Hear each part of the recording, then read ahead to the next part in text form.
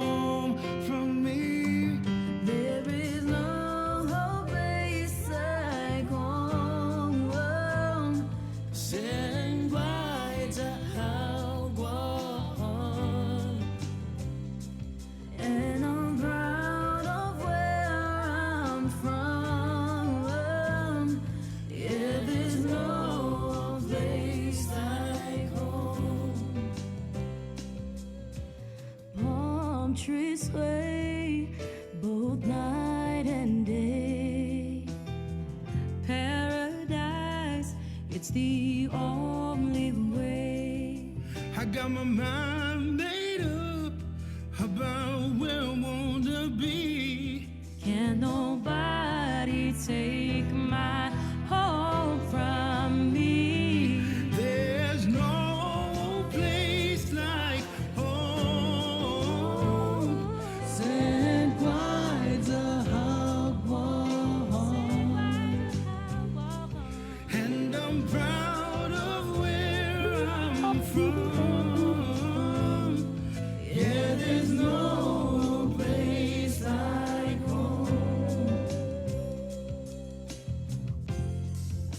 And I will never leave you.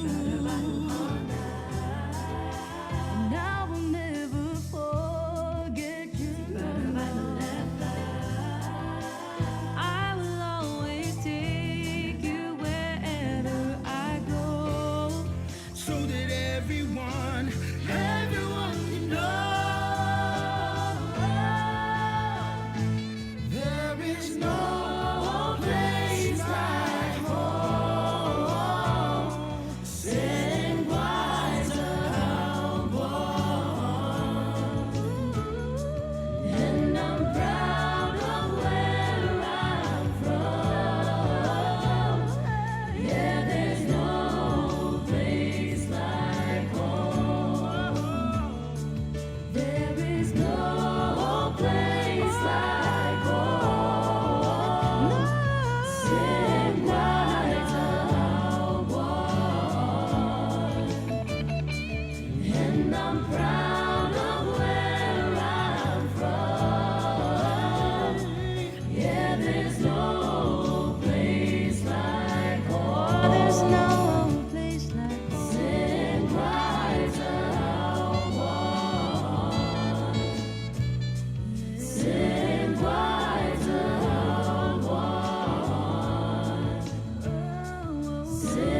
Bride's a St. Bride's a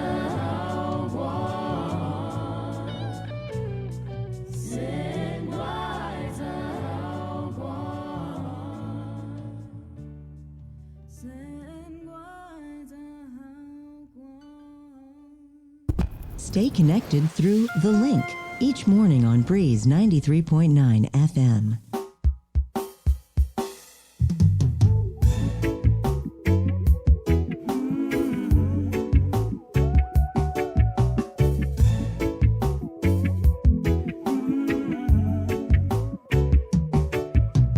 Fighting in battlefields, fighting in war, we're fighting politically.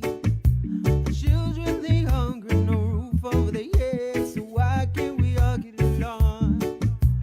Mama's fueling up on cocaine, and she's expecting a little baby boy. And she's ignoring the fact that she's gonna be a mama, gonna regret when she's feeling bad karma. Born so innocent, default disease. 2 inches long. She backflashes it this time, she gets in slow inside her mind. She realizes where she went wrong. Born as an innocent child, and the street refused to donate them greens. The father has been gone for a while, never heard of or ever been seen. What would it take to end the hunger of a man's desire to conquer, which leads the people to suffer and live the life in a war? In a war, yeah. Why can't we all get along? We keep on fighting. Why can't we all get along? We must stay united. Why can't we all get along?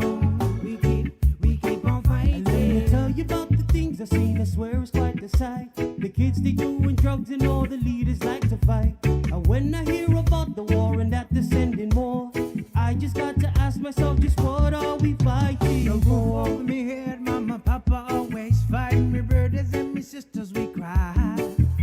No food on the table, no more hoping we must try. So why can't we all get along? Many soldiers them fighting, I'm fighting in a war we all knew never be seen. The families crying and hurting and wishing they was on. So why can't we all get along? What would it take to end the hunger of a man's desire to conquer, which leads the people to suffer and live the life in a war? In a war, yeah. Why can't we all get along? We keep on fighting. Why can't we all get along? We must stay united. Why can't we all get along? We keep on fighting.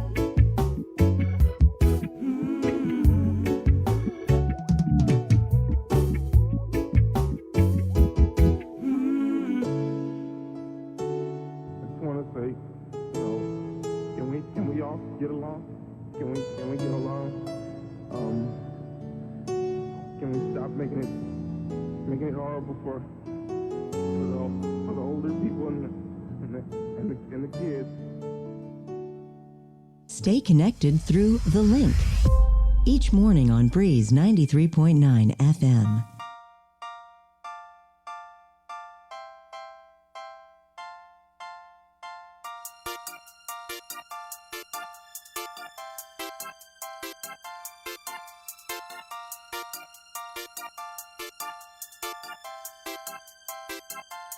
All my ladies, you can have it all. I swear it ain't no thing. You can bring all of your girlfriends. Swear we can be friends. Tonight we'll do the same. Me, I tell you, time's of an essence.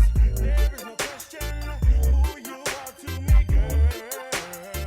I get excited every time you come around.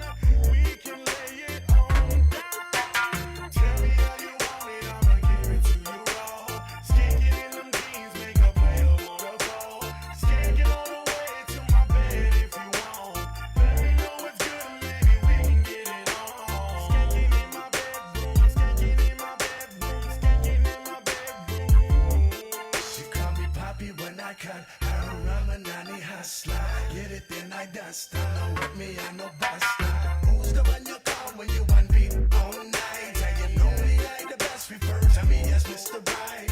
Let me take control and push your body overdrive. Sensual and sexual, the topic of tonight.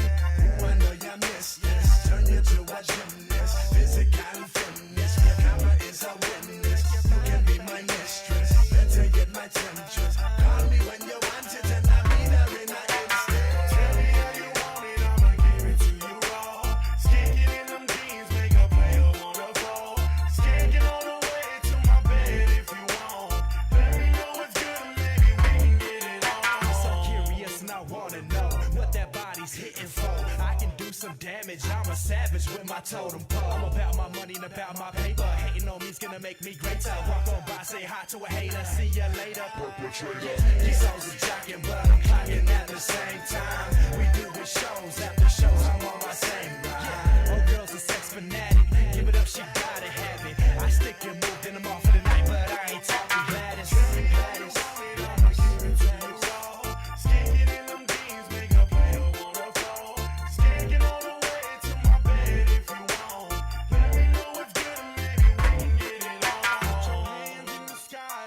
Feel like skanking tonight, night. All my ladies in the place, let me see how you skank it tonight, night.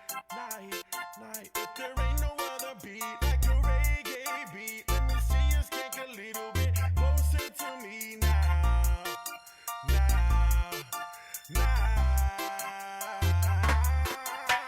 Tell me how you want it, I'ma give it to you raw. Skanking in them jeans, make a player wanna fall. Skanking all the way to my bed if you want. Let me know what's good and maybe we can get it on. Skanking in my bedroom, skanking in my bedroom, skanking in my bedroom. Skanking in my bedroom, skanking in my bedroom, skanking in my bedroom.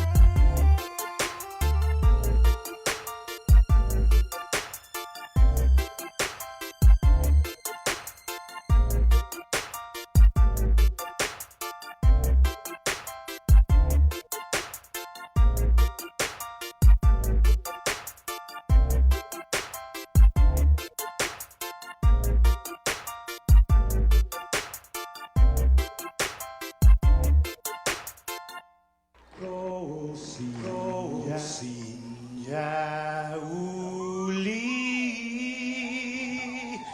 di sombranza tanmak e zuita saluda antes di niga Radzaudzan malak estrezas durante em todo emu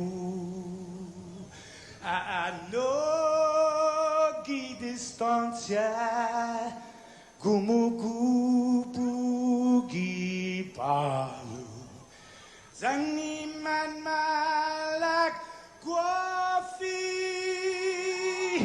Ikonum nasugi airi prebatu la noci nai banderata gaigi pues atan fanni bandera kau Esta pagua pumalapa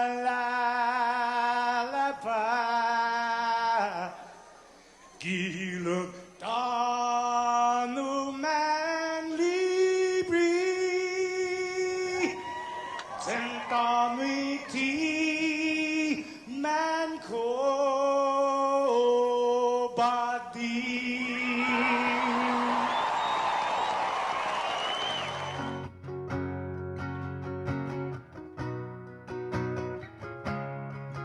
Fanogi chamoru politanota kantai matuno nyagi toru iluga Paraiona Parai gloria a big isla sen Paraiona,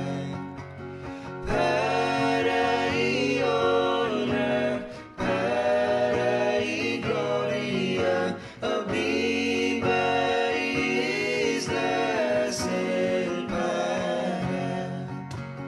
Toru i tempo i paz, paraíso, zangin in ilan in a ben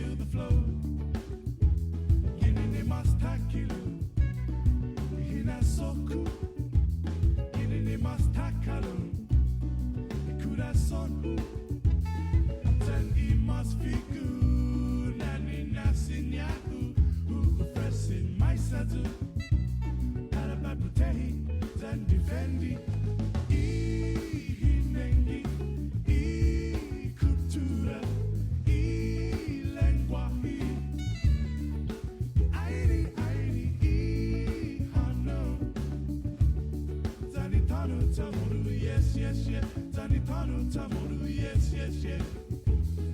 Eat and shaku, la la la la. Did it to get into stop that? Did it to get into stop that?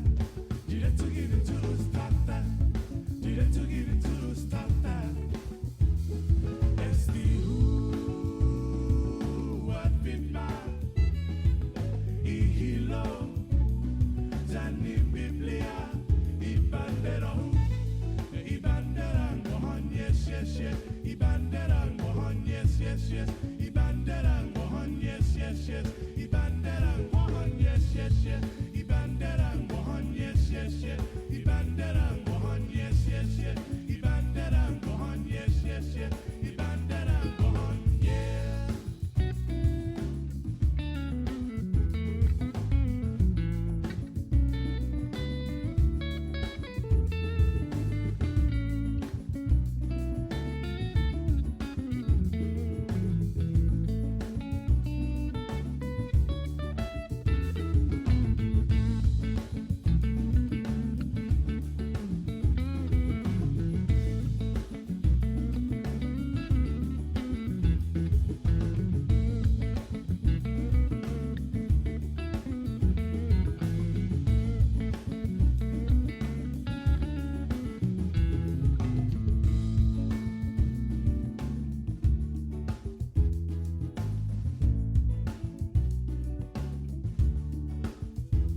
Kinini mastakilu, hina soku.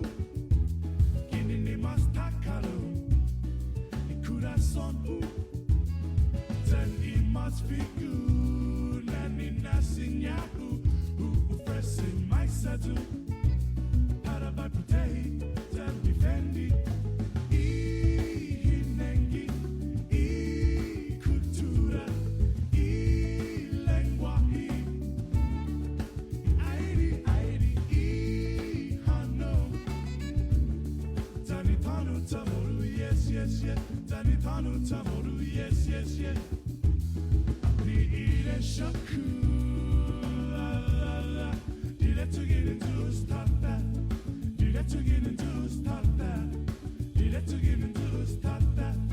Did it to get into stop that? It's the who what been mine. Ihilo, Zani Biblia, Ibandera, Ibandera, Mohan, yes, yes, yes, Ibandera, Mohan, yes, yes, yes, Ibandera, Mohan, yes, yes, yes, Ibandera, Mohan, yes, yes, yes, Ibandera, Mohan, yes, yes, yes, Ibandera, Mohan, yes, yes, yes, Ibandera, Mohan, yes, yes, yes, Ibandera, Mohan, yeah.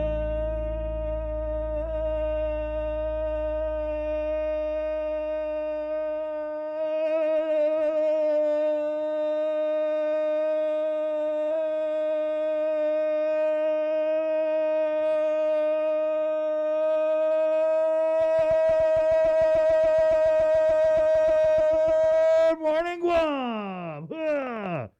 Business Friday! Woohoo! Good morning. Oh, hold on. Sorry. Oh, there's another microphone that says, okay. Yeah. Hey, good morning, Sabrina. Vic never forgot about me for this. Yeah, well, we can get Vic back in here if you want. Okay. And I could just sit over there and, hey, good morning. Good morning. Let's start over. Good morning, Sabrina. Good morning, Chris. Good morning, Joe, sir. Good morning, Jason Solis. Good morning. I have a treat for you guys. Right on. From my sister who eats very, very well in the States and is very fond of Trader Joe's. She sent us for our morning treat champagne flavored gummy bears. Non-alcoholic. Non-alcoholic. Never mind. Throw it away. What's the Brute- point? Brute and well, I mean, it's not like we You might as haven't well- consumed you might as alcohol well- on this show before. You might as well be offering me CBD gummies. What's the point? Brute and rosé flavor. Do you want to shout it out? He sir? likes the real stuff. Wow. That's Trader Joe's, right? That's the one. I remember That's Trader Christopher Joe- Walken on Saturday Night Live. It's a glass of fine champagne. We love No our one Trader remembers. Joe's around here. Yeah. I think Oi. we might be getting a care package. care package Right. from Las Vegas. You know, when I went out to watch my daughter graduate from college a couple years ago, Mm-hmm. I took my two boys into Trader Joe's, and you know, just because they hadn't been in there, and I was like, just gonna check out the store, Trader Joe's, and it was in Berkeley, so it was like Oh. bougie white people town. So anyway, we went in, and they're just like, oh wow, look, ooh, blood oranges, oh. But they had these like a healthy version, because they do healthy versions of like popular snacks, and they do a healthy version of flaming hot Cheetos. Yes, and I think if my brother's listening, that was like a major hint. Yeah, that was a major hint. Because I know you got in the 2 bags last year, and we rationed it out. You know, I was like giving the kid, here's one organic, healthy flaming hot Cheeto per day, everyone. Okay. Sorry. Oh, hey Jay, I have a burning question, literally, and you're gonna see why I chose. should those get that words, right? checked. Because you just mentioned flaming hot Cheetos and chat room. I would love your insight on this. Right? Chris is a food connoisseur, as is Bree, and Yeah, look at me, I'm a food connoisseur. and obviously you know about Donny, you know about the hot pepper. Uh-huh. Can you please settle once and for all the argument about what is the hottest pepper on earth? Hottest or the best?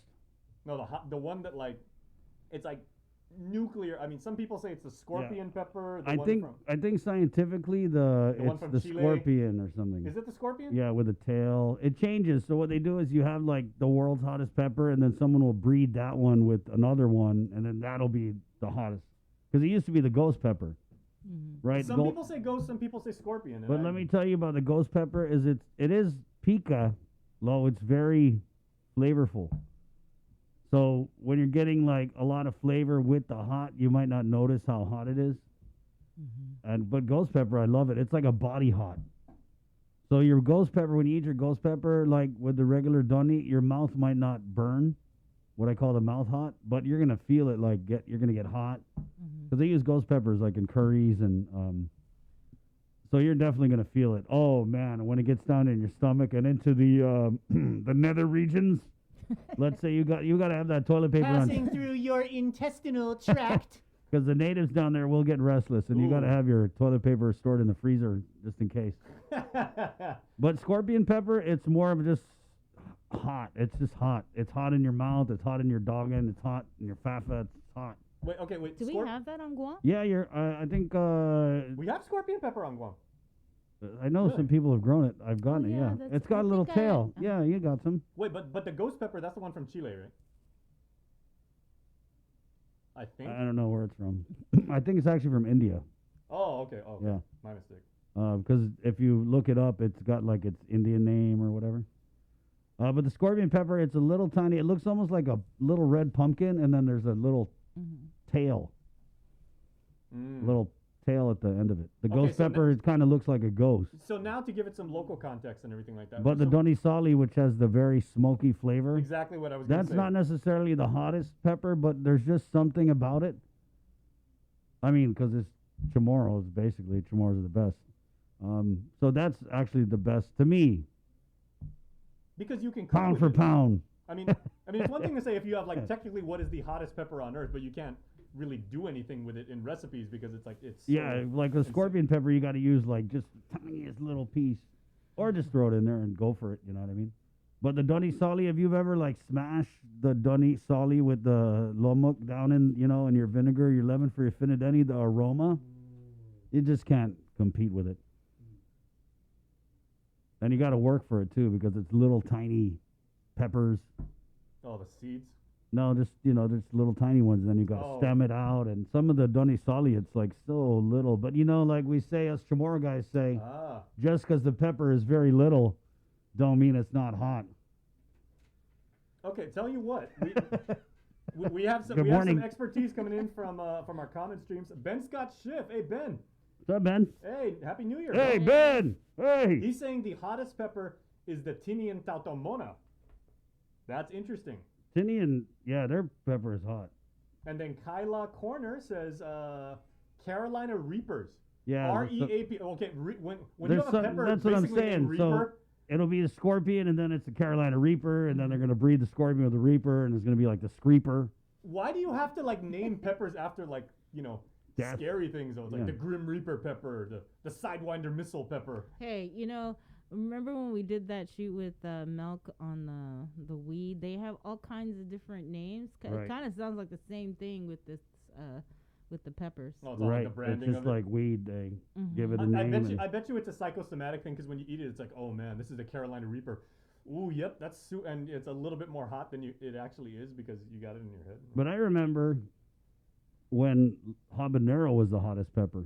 Oh yeah. I remember when habanero first came to Guam, and it was like, oh my God, have you tried the habanero? Oh my God, Becky. I don't really care for the habanero. No, let me tell you, it tastes like Band-Aids. Yeah. it's Until like you burn it. No, it does. But if you burn it on the stove or roast it in the oven, totally changes the flavor. Okay, a lot of now- people, because a lot of people say, "Oh, I don't like habanero," and I don't either, because it tastes like Band-Aid. Now my question is, how the hell would you know what Band-Aids taste like? The smell of the Band-Aid, it just tastes like that. But if you burn it on the stove, oh my God, totally game changer. we gotta do like a hot tasting something. Yeah, let's go. I'm down. There is a challenge online that we could. Oh, we should totally do that. I would be up for that. Yeah. Yeah. Okay. You No, let would. me do Would it. you really, really? I do it? would. You bring your Denancy, I'll bring mine, and we'll just. But it's just gonna be 4 hours of this. Then that's why you wait till the end, okay? Well, our friend Peter Regis is saying, "Good morning, KUM team from the Tamuning Dialysis Center." Hey, Oh, nice. and Good those morning. guys have been working since the wee hours of the morning, just like The us. wee hours of the So morning. good morning, Peter. Are you guys giving the vaccine? Right? Is it the dialysis centers? They're training the staff. Oh yeah, Peter, let renal us centers? know. Like, I'm sure the viewers would love to know that. So please chime in with that. Chamarita Regis is saying, "Hey Chris, love the shirt. Can you Thank you. talk about that a little bit?" Yeah, it's just I want to thank Fresco Clothing. They're kind of a new local clothing line. That's the woven mat, right? Yeah, it's like a woven. I forget what the guy Chris had said this was called, but yeah, it's a weave. It's a weave. Yeah, you can see it. It's orange. It's not like you can't. You don't need to zoom in. Here I am. Ha! Just your little Friday pumpkin, Okay, so maybe if you lie down like flat, we could actually eat off your chest, which like I a don't woven think mat. so. which I Yeah. really wish I just Where didn't are say. Hey you Jay, if you want to going? eat off my chest, Hola. thank you. I'm flattered. Okay, well, Ben Scott Schiff mercifully is taking the conversation. He goes, "Hey guys, do the hot chip challenge." That's the one. What The is, hot chip challenge. what is that? It's like a chip, and it's got like Carolina Reaper dust or something on it. Yeah, and they basically say Where do you it's- get the chips? you You can, order yeah, it? Ben, let us know where we send a link. Post a link in the comments. But basically, you say, and if you can eat it with, and I think you might also have to dip it in certain kind of sauce. I've seen it on TikTok. Yeah. But people do it, and you see people's, they're tearing and everything like that. They're like, "Oh, I can do this." Instagram story, 45 seconds left. Yeah, it sounds painful. Yeah. That's what I call trick hot. It's like hot. I mean, Trick Hot, you are the master of Trick Hot. This dude, like, give me food, and then next thing you know, it's like, oh, you didn't give me warning. the creeper. Yeah. Okay. Like those fries yesterday. Chamarita Regis is also saying, "Hey guys, crossbreed peppers, a day, too hot to handle." Yeah. Yeah, that's what they do. Hey, good morning, everyone. Janet Cruz, Juanet Cruz, good morning. Ken Guerrero, thank you, Ken, for watching. He says, good morning, KUAM crew. Kyla Corner, Carolina Reapers are the hottest. Chamarita Regis, love the shirt, Chris. Thank you. Yeah, we'll do that hot chip challenge. Ben says he's going to bring 3 chips to us. Oh boy. Hey, you know what? And good to see our buddy Jess Rosario. So Chubby! Chubby is Yay. up and early and working a morning team from the Boca Box team. There you go. And good to see those guys. And Jess, we Yeah, love they you just guys. they Yeah. just opened up their new place in Hagåtña. Yeah. So congrats, Chubby. Okay, and now we've gotten to this point, and I know Chubby's never been afraid of hard work. Let's go get this thing done. What thing? Lots of They lots of say, people "What, on eat Guam, chips?" lots of people on Guam who could really use some good food. Right, yeah. Chris Especially. is the hottest. Thank you. I'm the hottest pepper, yeah. All right. Can I just ask one more thing before we get to Okay. news? Are you going to eat off my chest No, after? okay, and admittedly, Because everybody. if you're going to eat off my chest, I'll shave it. There's a little, I'm a hairy Oh. guy, Unless you want to just pull out my chest hairs with your teeth. There you go. Y'all, do I need to leave? I don't Or y'all know. need to He's get the a one, he brought it room up. or He's what? just saying he wants to eat Let off me my ju- well, chest. should I say, like, are you a familian areola or what? You can eat off my areola. Get a room, guys. Get Okay, a room. okay, All okay. right. No, what I was gonna ask. Okay, yesterday, and I mean, it was a very serious topic, obviously, with the Joe, we need to leave. Give these guys some time together. the chaos in the Capitol. We did not see that coming, but we tried our very best, and thank you guys, for hanging around with our coverage of that, and we were discussing it. We got your perspectives and everything. But admittedly, leading into yesterday's show, we're like, hey, Chris is coming back. We got some things that we want to do. We want to welcome him back, talk about what he did and everything like that. The DC stuff really stole your thunder yesterday, bro. I'm not about getting thunder. I'm here every day. Every day, I don't need to get thunder. It's not like I was coming in and I wanted, a breakfast spread or, I wanted. Oh yeah, that was very He subtle. wanted the balloons, all that, Yeah, there was a moment in the show when we're on the commercial break, and I was like, "What's up? I thought you guys were gonna have breakfast." Yeah, Chris wanted the USC marching band walking through here. He is back. No, I mean, it is what it is. Stuff's always happening, and this president definitely, no matter what, definitely, he is like living social media because he generates a lot of engagement. But that was crazy. Is that his Twitter got suspended yesterday, Jason? Pardon me? The president's Twitter got suspended? Yeah, well, Facebook, YouTube, and Twitter. I know Facebook and Twitter, definitely they said they have, Mark Zuckerberg at Facebook, I'm trying to remember what I saw this morning, indefinitely suspended from using his account, but most assuredly for at least the next 2 weeks. It's on a timeout. On They the put basis Trump of- on timeout. On the basis of possibly inciting public panic and the right. Okay. One of our reporters, Tyler Matanani. Good Lord, what did I tune into? And then the laughing emoji. Yeah, go back to sleep, Tyler. She's probably working out. Right. At 6:35, this is the link on the breeze, 93.9 or KUAM FM. I got Guam. All proudly brought to you by ITNE and Cabo Enterprises. Big show today for you guys, always. Friday feature. We get Double D with his sports update. He does it weekly. We're going to have Double D introduce you to St. John Senior Andrew McCormick, who dreams of refereeing at the highest level. That's pretty cool because most of the time you get the young athletes, they want to be the athletes, right? So this is a different perspective. That's going to be cool. He's also talking to UOG senior ROTC instructor on the cadets Take the Hill competition and chats with Team Guam basketball on their preparation. And we've also got a special sneak peek of the One Micronesia podcast. That's brought to you by Taco Bell. Thank you. For this week's installment of One Micronesia, Victorious Falon catches up with Samantha Taitano, executive director of Manetlu, shares her vision for the organization's community service and outreach initiatives in 2021. Looks back at last year and inspires the entire island to be there for one another. We'll also hear from Senator Chris Duenas this morning. He's already here.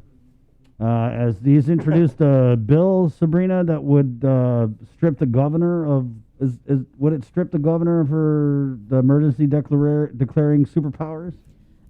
No, she can still declare the state of public health emergency, but I believe after 30 days, it would then, if she's going to extend it, then it would have to be approved by the legislature, something like that. But like you said, Senator Chris Duenas is in the Zoom room and he can break that down. Yeah, because that is definitely interesting to me that even as things have reopened and opened and closed and whatever, that we've continued to be under this emergency declaration. Because when you look outside, it's not. I mean, no one out there feels like we're in an emergency, and we've done our part. The people of Guam have done our part, and we've just kind of waited for the government of Guam to catch up, whether it's showing up to get vaccinated, which we're definitely doing in record numbers, or doing our part to stay home and help stop the spread of the virus. Mm-hmm.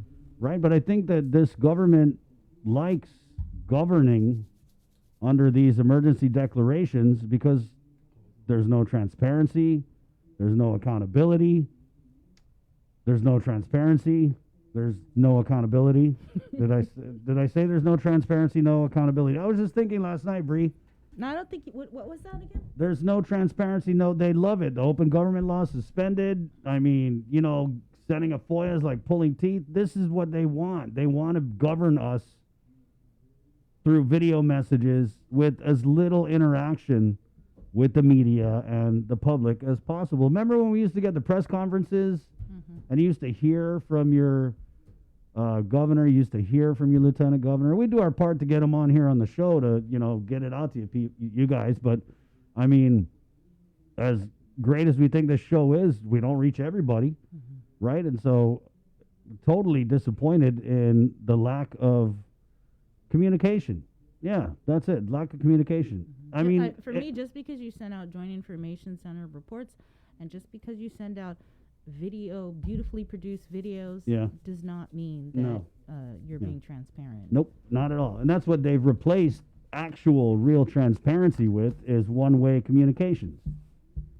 They send out a video, you get the governor, and you're right, they're very well produced. People are paid a lot of money to make these glamorous videos, which I'm pretty sure are going to double and are doubling as campaign commercials. So yeah, I think they want to keep us in an emergency. I'm not saying that there's no emergency with COVID. Obviously, it's a deadly virus. I wonder who we're paying and how much we're paying for these videos. Well, that sounds like a good FOIA to send. So yeah, we'll talk to Senator Chris Duenas. I mean, we pretty much said everything. Never mind, Senator. We got you. Talk about stealing thunder.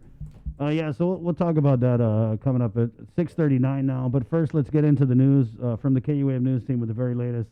Sabrina Salas-Mazzanotti. Good morning, Sabrina. Off a day, everybody. Guam recorded its 124th COVID-related fatality last night. It occurred at GRMC. The patient was a 52-year-old man. He was admitted to GRMC on January 6th, tested positive upon admission. The Joint Information Center, meanwhile, reports that 8 new COVID-19 cases turned out positive out of 463 tests performed Wednesday. Guam's current COVID case count since last March is now 7,386, again with 124 deaths, 117 active cases, and 7,100 recoveries. There are 12 COVID admissions in island hospitals. 2 patients are receiving ICU level of care. 1 is on a ventilator. Guam's CAR score has increased to 1.2. Meanwhile, due to a positive case among one of its staffers, Reverend Tax announces the temporary suspension of services from the following divisions effective immediately: business license, business privilege tax, collections, and real property tax. Close contacts have been identified and will remain in home quarantine pending testing and clearance from public health. Areas of the offices will be cleaned and disinfected as needed. Public health, in the meantime, will continue vaccinations today, but they've also added another venue. Starting first with Ukadu High School. It's from 9 a.m. to 12 noon. Public health will continue administering the second dose to those who received their first dose between December 17th and the 19th. Those who were due for their second dose are reminded to bring their immunization card to the vaccination clinic so it may be properly documented. Then from 12 to 3 o'clock in the afternoon, they will begin giving the first dose to those eligible under Category 1C. This is those 60 years and older. As you recall, there were long lines during yesterday's vaccination clinic. Today, Public Health will be issuing numbers to the first 250 healthcare workers in their car. Healthcare personnel who fall in line are asked to turn on their blinkers to flag down staff so they may be prioritized. The priority will be those who are coming back for their second dose. Public Health will also be issuing 350 ticket numbers to individuals 60 years and older. Everyone must present their issued number upon entering the gate. For the safety of the community, walk-ins will not be accepted. Public Health, meanwhile, will now hold another vaccination clinic in southern Guam. The second vaccination clinic will be held at the Southern Region Community Health Center in Inarajan today and tomorrow from 9 a.m. to 3 o'clock this afternoon. Up to 200 doses of the vaccine will be administered each day to those in Phase 1C. Again, this is individuals 60 years of age and older to receive, again, dose 1. Public Health will also be issuing 200 ticket numbers to individuals 60 years and older. Everyone must present their issued number upon entering the gate for the safety of the community. Walk-ins, again, will not be accepted. No pre-registration is required. This is on a first-come, first-serve basis. The governor's office will be hosting a COVID-19 vaccine virtual town hall this Sunday. That is January 10th at 5 p.m. Residents or panelists will include Dr. Felix Cabrera, Dr. Annette David, Dr. Louis Cruz, Dr. Thane Hancock, and Annette Uggan from Public Health. You can watch the live stream on the governor's Facebook page. KUAM will also post the link where you can ask questions via Zoom. In total, there have been 5,448 island residents who have been vaccinated as of yesterday. And now with more news, here is Tyler Mazzanani. Hafi, good morning, everyone. I'm Tyler Mazzanani with your headlines here on The Link. By the end of this week, we could know just how long former Virginia Mayor Jesse Bloss will have to spend in jail. His sentencing hearing is scheduled to begin this morning in district court. Bloss faces a maximum of 20 years in prison, but two of his former colleagues with the Mayor's Council of Guam are asking for leniency. Pleading guilty to one count of extortion for permitting drug trafficking through Zhontya Village mailboxes, former Mayor Jesse Mingiola Bloss has reserved the right to testify on his own behalf. According to court filings by the defense, two witnesses scheduled to testify include the government's confidential informant, Brenda Kinian, and the former public official's son, Colin. Okay, we are having technical difficulties. President Trump, in the meantime, is promising an orderly transition a day after his supporters violently stormed the U.S. Capitol. 4 people died, including one woman who was shot by Capitol Police. Deborah Alfarone has the latest from the Capitol. The FBI is asking for help finding those behind Wednesday's assault at the Capitol. The agency set up a website for people to upload photos and videos of rioters who smashed their way into the building. The government did this to us. We were normal, good, law-abiding citizens, and you guys did this to us. Some pro-Trump protesters breached the Senate chamber. One sat at a desk inside Speaker Nancy Pelosi's office, leaving a note saying, "We will not back down." They don't get to steal it from us. Police fired at a woman who tried to climb through a window. She later died. Today, it's quiet here at the Capitol. 150 additional National Guard members are maintaining a perimeter around the complex, bringing the total to 300. Congress was in the process of confirming President-elect Joe Biden's Electoral College win at the time of the riot. Lawmakers took cover anywhere they could. Shots are being fired inside the Capitol chamber. New York Congressman Tom Suozzi captured the chaos on his cell phone. I started to leave the chamber and started to hear pop, pop, pop. In a statement, President Trump said there will be an orderly transition on January 20th, but Washington's mayor has extended a public emergency order through Inauguration Day because of concerns of more violence. Deborah Alfarone, CBS News, Capitol Hill. And that's your news. We'll have more on The Link after the break. GU Self-Storage, conveniently located near the Harmon McDonald's. We offer affordable rates, online payments, and auto bill pay for your convenience. Plus gate access daily from 6 a.m. to 9 p.m. Call us today at 648-7867 for more information. We're doing a good job, Guam. In the past couple of weeks, we've managed to keep the CAR score below 5. Together, we rose to the challenge when the governor asked us all to strive for 5. In the past couple of weeks, we've not only brought the CAR score way down from being in the high 40s to below 5, we've shown the governor that we're capable of altering the course of this pandemic. We were on a path to uncertainty, but now because of all of our actions, we're doing better. But better doesn't necessarily mean that we are out of the woods. We still need to watch our distance, wash our hands, and wear our masks. So please keep striving, Guam. We got this.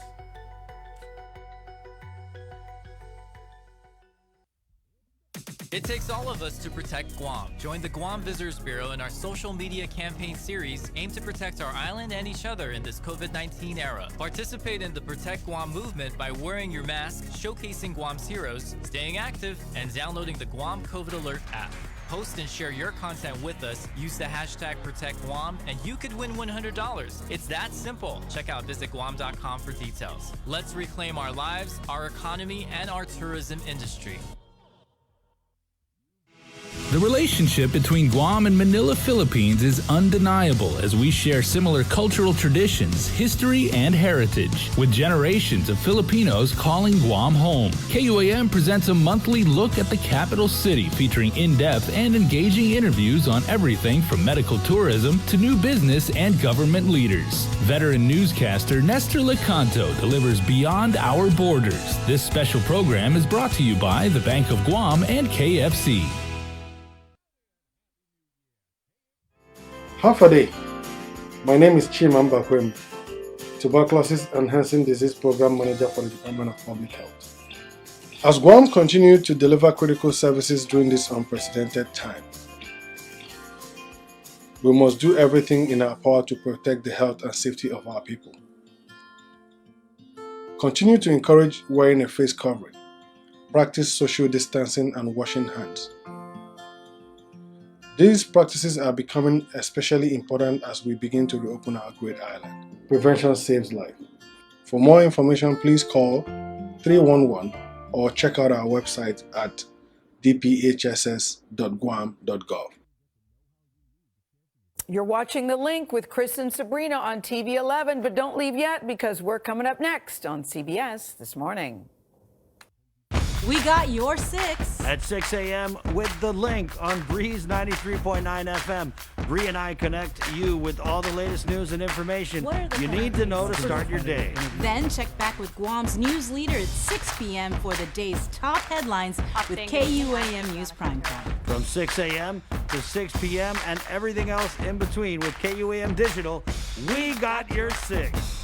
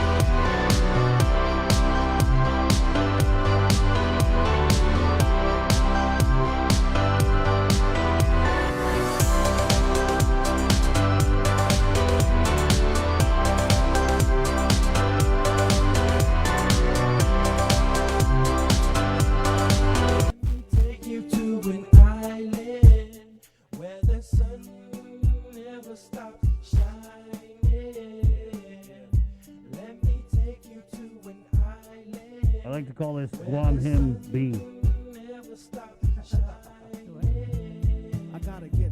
Cause I just got paid to get some shade. So we could kick back like it was nothing at all. While my primos and my homies playing basketball. The day is going smooth the way I thought it would be.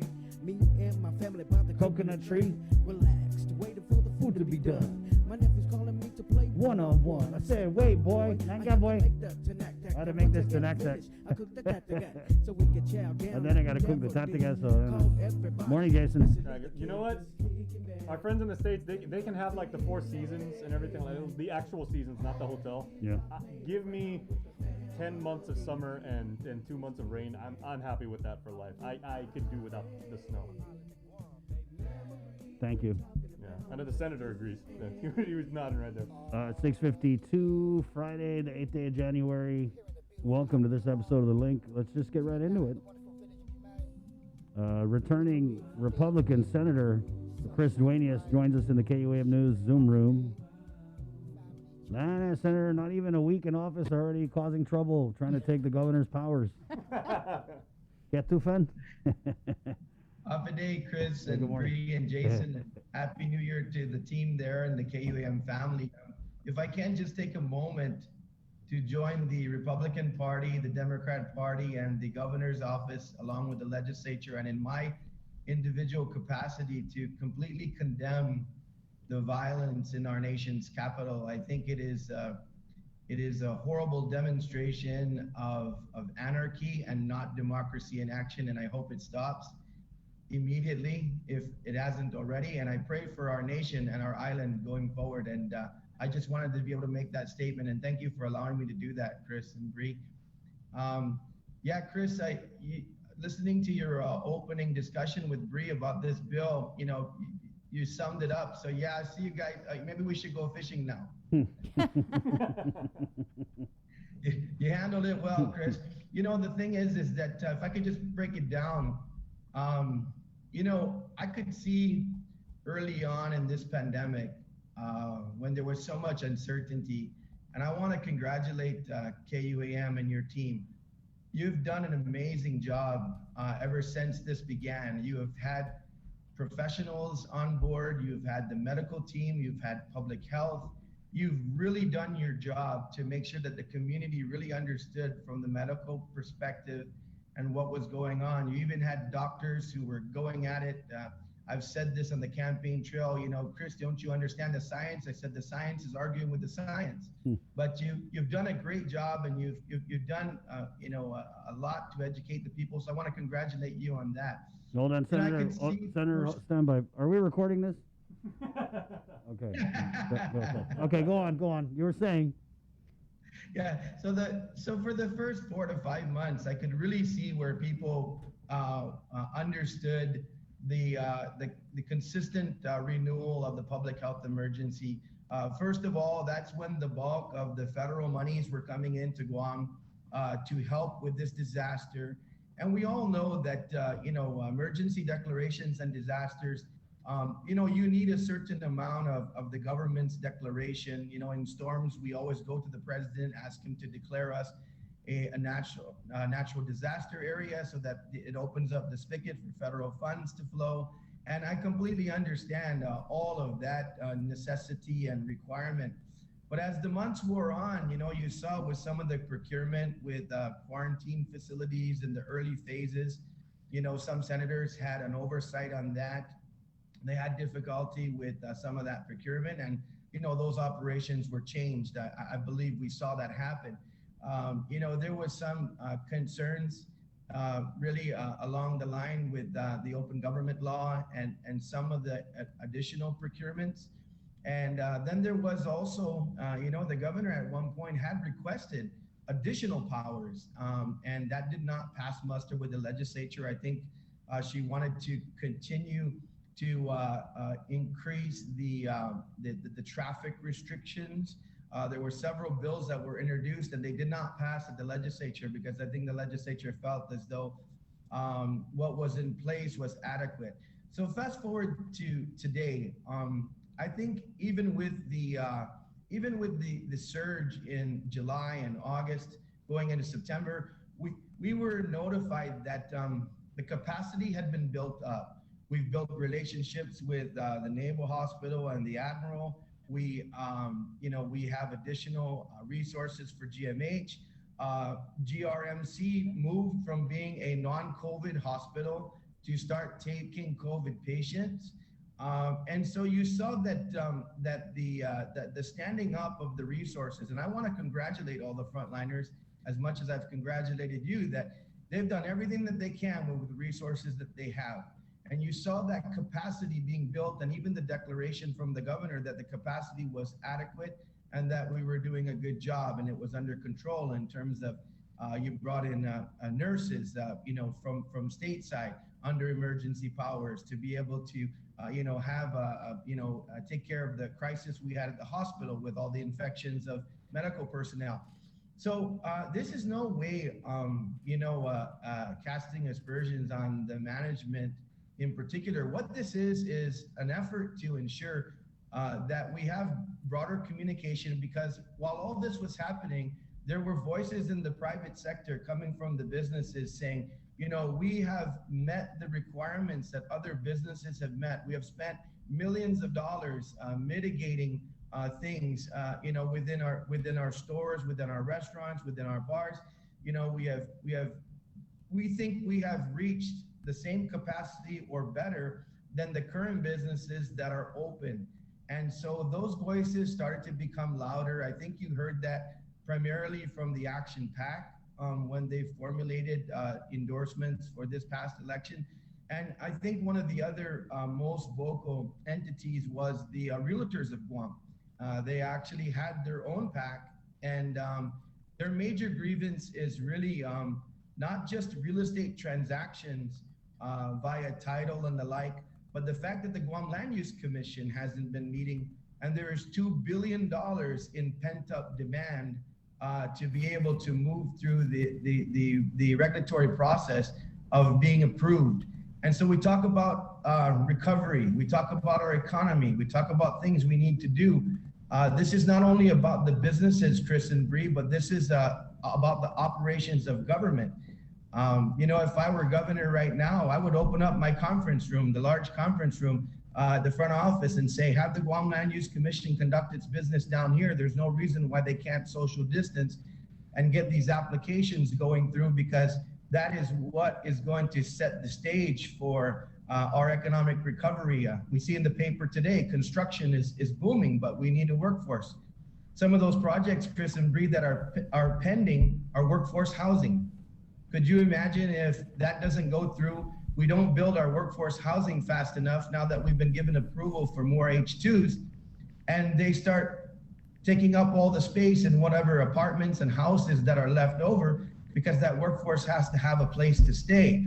So there's a lot of operational issues in government that I think right now are under question. And I would like the legislature to have the ability to sit with the governor in the people's house to discuss these issues. Okay. Right on. So you're saying the legislature should have stepped up last year? I think if they didn't feel like the community didn't feel, you know, the legislature is the place of last resort. I want to congratulate Speaker Chalahi. She immediately this week has opened up channels of communication to the minority. We have several different channels now that we're communicating directly with her.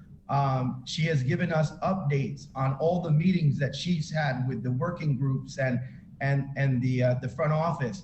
I am way more aware of what's going on Guam right now in the last 3 days than I've ever been, even as a candidate, even as somebody who wouldn't mind stopping by the governor's office from time to time to have coffee and discuss things. But the speaker is our leader, and she's done a wonderful job. I think so far, I think what the issue was is you didn't see a lot of that communication. And there was in the 35th Guam legislature, I think, a reluctance to say, you know, we need to have, our people are clamoring, you know, that are not in government and that are not, you know, on the medical side. The other people are clamoring that there's a certain appearance of unfairness on how these executive orders are continuing to come out and maybe open up poker houses and bingo and the like, but not my business. And I think that I've done just as much or more than they have to operate. So yeah, you know, as Speaker Chalahi said, you know, the legislature is where people come when the last resort. They've shopped themselves around, they've gone to every agency, they've made phone calls, they've gone to the governor's office, they've gotten on the media and talked to Chris and Bree and Jason. They've done everything they can, and finally they're at wit's end. They come to the legislature and say, can you hold a public hearing? Because this is the people's house. This is where the government operates from our perspective. You know, I heard the governor say that, you know, if Chris has an issue, just pick up the phone and give me a call. Yes, Governor, I would love to do that consistently, but that's me and you talking. You know, the people want to be heard as well. And they want to know that they're in on the decisions as much as possible. So that's really what this is all about, Chris and Bree. Does your bill also remove then the provision inside the superpowers bill that allows the legislature to stop the executive order or to pull it back? You know, that's an excellent Or question. not executive Sabrina. hour. I mean the public health emergency declaration. You know, that's an excellent question. I was actually floored when I heard the communications director come out and say, you know, the legislature had power to stop this emergency at any time. You know, this was debated during the, you guys know this bill's not new. I actually campaigned on doing this as one of my first orders of business if the people of Guam were to elect me. And the thing is that this was debated, and that very issue was discussed in a number of forums. And from what I understand, the legal review from the front office at the time was, I'm not so sure about that the legislature has the power to just come in and absolutely, you know, shut it down. Now, I'm of the belief that we do, but why would you do that? Why would you do that without information? That's why this bill is the perfect precursor to an event like that. If we have 3 or 4 successive months of having the administration come down and the legislature approving going forward, and the business community and others were happy that it wasn't arbitrary and capricious the way additional operations were allowed to operate, I don't think we'd ever have an issue. But if it got to the point, exclusive of the need for federal funds to continue to flow, if it got to the point where it was enough, then I think the legislature would act. But I think the legislature would be completely out of control and reckless to just go in and say, okay, Governor, you know, we want to play chicken with you and we're going to shut it down right now. That is not what the people of Guam expect from us.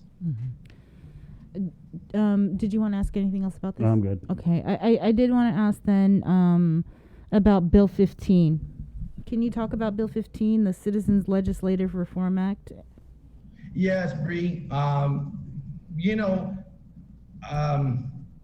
once again, it's no secret that those of us who were endorsed by the Action PAC in particular had a number of issues that they thought, as a business community, representative of Chamber of Commerce and other entities, they believe that these are initiatives that would improve Guam. You know, many of us that answered the questionnaire didn't answer yes to everything, or that we agreed with everything, but this is one thing that I did agree with.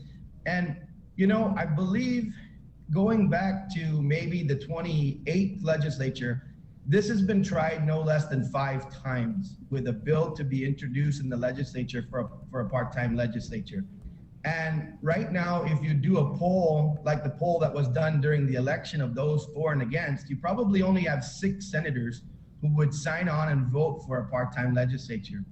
Jim, myself, Joanne, and I shouldn't be like that. That's how we talk in caucus.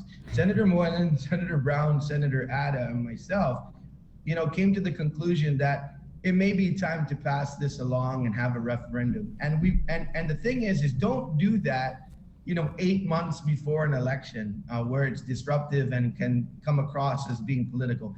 Do it day one so that we can have a 2-year conversation about this issue and give the people an opportunity to express their views. Yeah, because I see it would place the question on whether the Guam legislature should indeed be a part-time legislature. Why does indeed need to be in there? Well, the construction of the construction of the bill, you know, rested with Senator Moylan's office. I did review it. I don't know whether indeed needs to be there, but maybe that was a way of putting an exclamation on it. But yeah, the language was more about the intent of the spirit of the bill. But yeah, I would have to ask Senator Moylan why we needed to say indeed. All right. Thanks, Senator Duenas. Thank you, Senator. Hey, I really enjoy your show and look forward to discussing this bill as we go forward, and look forward to working with the governor's office. This is a collaborative effort. It's not an adversarial position from our perspective. It's, come on down and work with us. That's what the people, I think, are asking for, and I hope to get favorable consideration. Have a great day, guys. I'm going to enjoy the rest of the show with you. Okay, thank you, Senator. Take care. All right, we'll take a quick break, and we're coming back with Dr. Hoa Wen, the Physicians Advisory Group Chair, right here on The Link. It's The Breeze 93.9. It takes all. The relationship between Guam and Manila, Philippines is undeniable as we share similar cultural traditions, history, and heritage, with generations of Filipinos calling Guam home. KUAM presents a monthly look at the capital city, featuring in-depth and engaging interviews on everything from medical tourism to new business and government leaders. Veteran newscaster Nestor Lecanto delivers Beyond Our Borders. This special program is brought to you by the Bank of Guam and KFC. We're doing a good job, Guam. In the past couple of weeks, we've managed to keep the CAR score below 5. Together, we rose to the challenge when the governor asked us all to strive for 5. In the past couple of weeks, we've not only brought the CAR score way down from being in the high 40s to below 5, we've shown the governor that we're capable of altering the course of this pandemic. We were on a path to uncertainty, but now because of all of our actions, we're doing better. But better doesn't necessarily mean that we are out of the woods. We still need to watch our distance, wash our hands, and wear our masks. So please keep striving, Guam. We got this.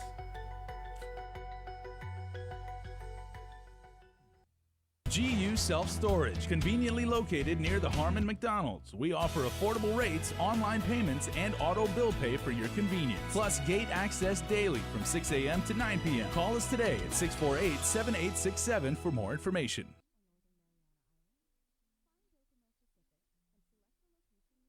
It takes all of us to protect Guam. Join the Guam Visitors Bureau in our social media campaign series aimed to protect our island and each other in this COVID-19 era. Participate in the Protect Guam movement by wearing your mask, showcasing Guam's heroes, staying active, and downloading the Guam COVID Alert app.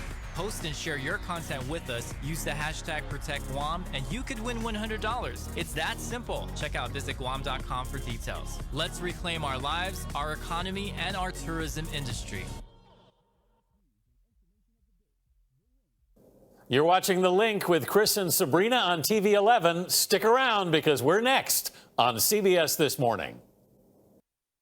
We got your 6. At 6 a.m. with The Link on Breeze 93.9 FM.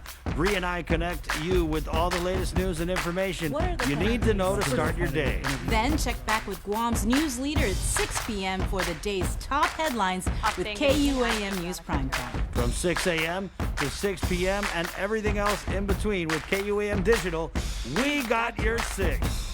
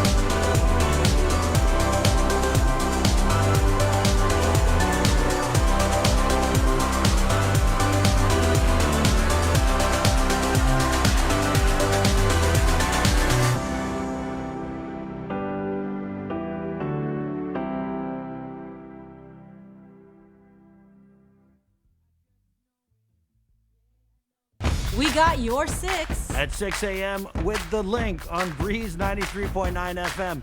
Bree and I connect you with all the latest news and information you need to know to start your day. Then check back with Guam's news leader at 6 p.m. for the day's top headlines with KUAM News Primetime. From 6 a.m. to 6 p.m. and everything else in between with KUAM Digital, we got your 6.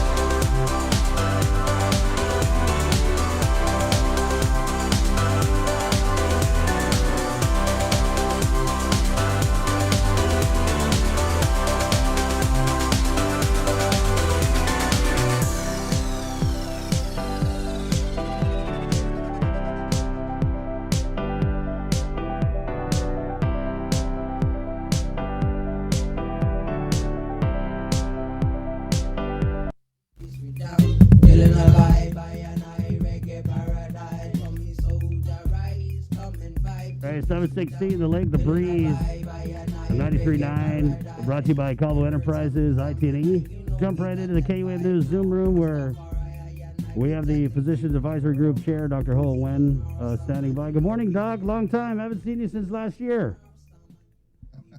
Yeah, because you took a vacation. That's the reason why. Well, because you guys said it was over, so I was like, okay, I'm out. They got the vaccine? Okay. Not needed here.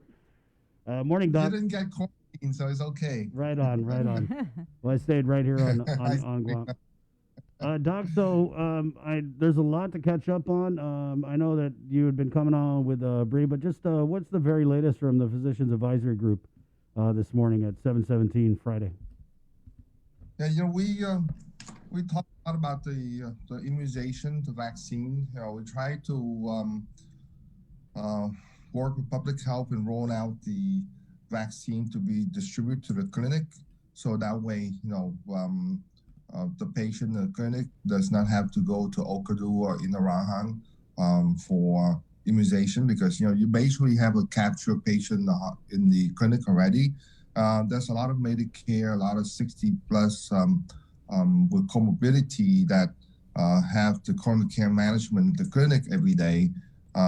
So we try to work with public health and see if we can get Moderna out to the clinic by next week, so that way, you know, we can probably immunize, you know, 6 days a week in the clinic, you know. So that will much increase the rate that we go on right now. So basically, we try to immunize as much as possible. So that way, when the new batch come in, that we can ramp up on the vaccine to get the herd immunity in Guam. So so we try as much as we can, but hopefully by Monday, the clinic will have the Moderna to give out to the patient to help out public health in the immunization clinic. So by Monday, are you saying that medical clinics are already being trained on how to administer Moderna? We heard already that like the renal centers, the dialysis centers, they're already being trained. But I guess like clinics like yours, SDA, IHP, are they all getting trained right now too? For our staff at AMC, we do the self-train in the internet. There's a module there that you can get the training or testing done through the net. So I think that I have contact FHP and SDA, and hopefully they do the same thing. There's other smaller clinics also signed up to give the vaccine. So like I say, hopefully public health will take some time out to inspect the clinic to make sure that the refrigeration and the storage are adequate at the clinic level in order for them to distribute the vaccine, hopefully by Monday. That's our target date.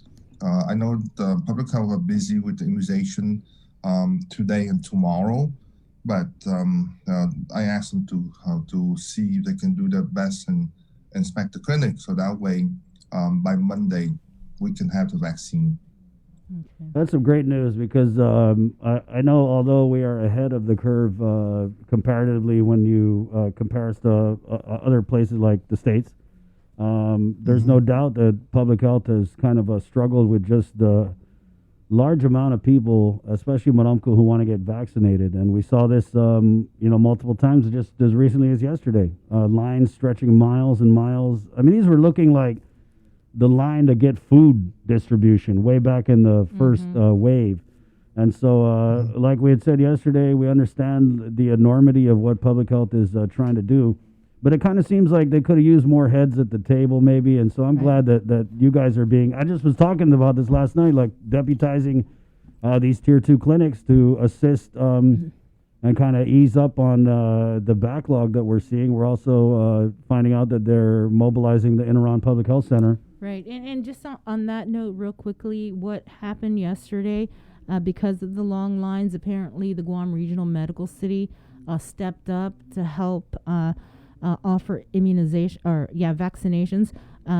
So GRMC, they partnered with public health to vaccinate those who were to vaccinate our Manamcos, and 150 of them who were waiting were sent to GRMC. So it's another example of a partnership. Right. Yeah, that's what we try to do, and even we talk about even AMC that we're going to stand up on Sunday to do the vaccination. The faster we get the people vaccinated, the better we are in a position. So they're going to need all the help. We're going to it's a public-private partnership, so we're going to try to work as much as possible to get the vaccination out to our people. And this, what category, which priority group would you guys, the clinics be issuing the Moderna vaccine to? Is it the 60 years and older or other priority groups? No, we have to follow public health guidelines, so it'd be 60-year-old and older with comorbidity. So, we have a lot. AMC have like 40,000 active patients, so we have quite a bit of those who will fall in that category. So no, we have to follow the guidelines. So we still going to stick with the 60 and older with comorbidity. They have like 20,000 of them on the island. Wow. So it would be why.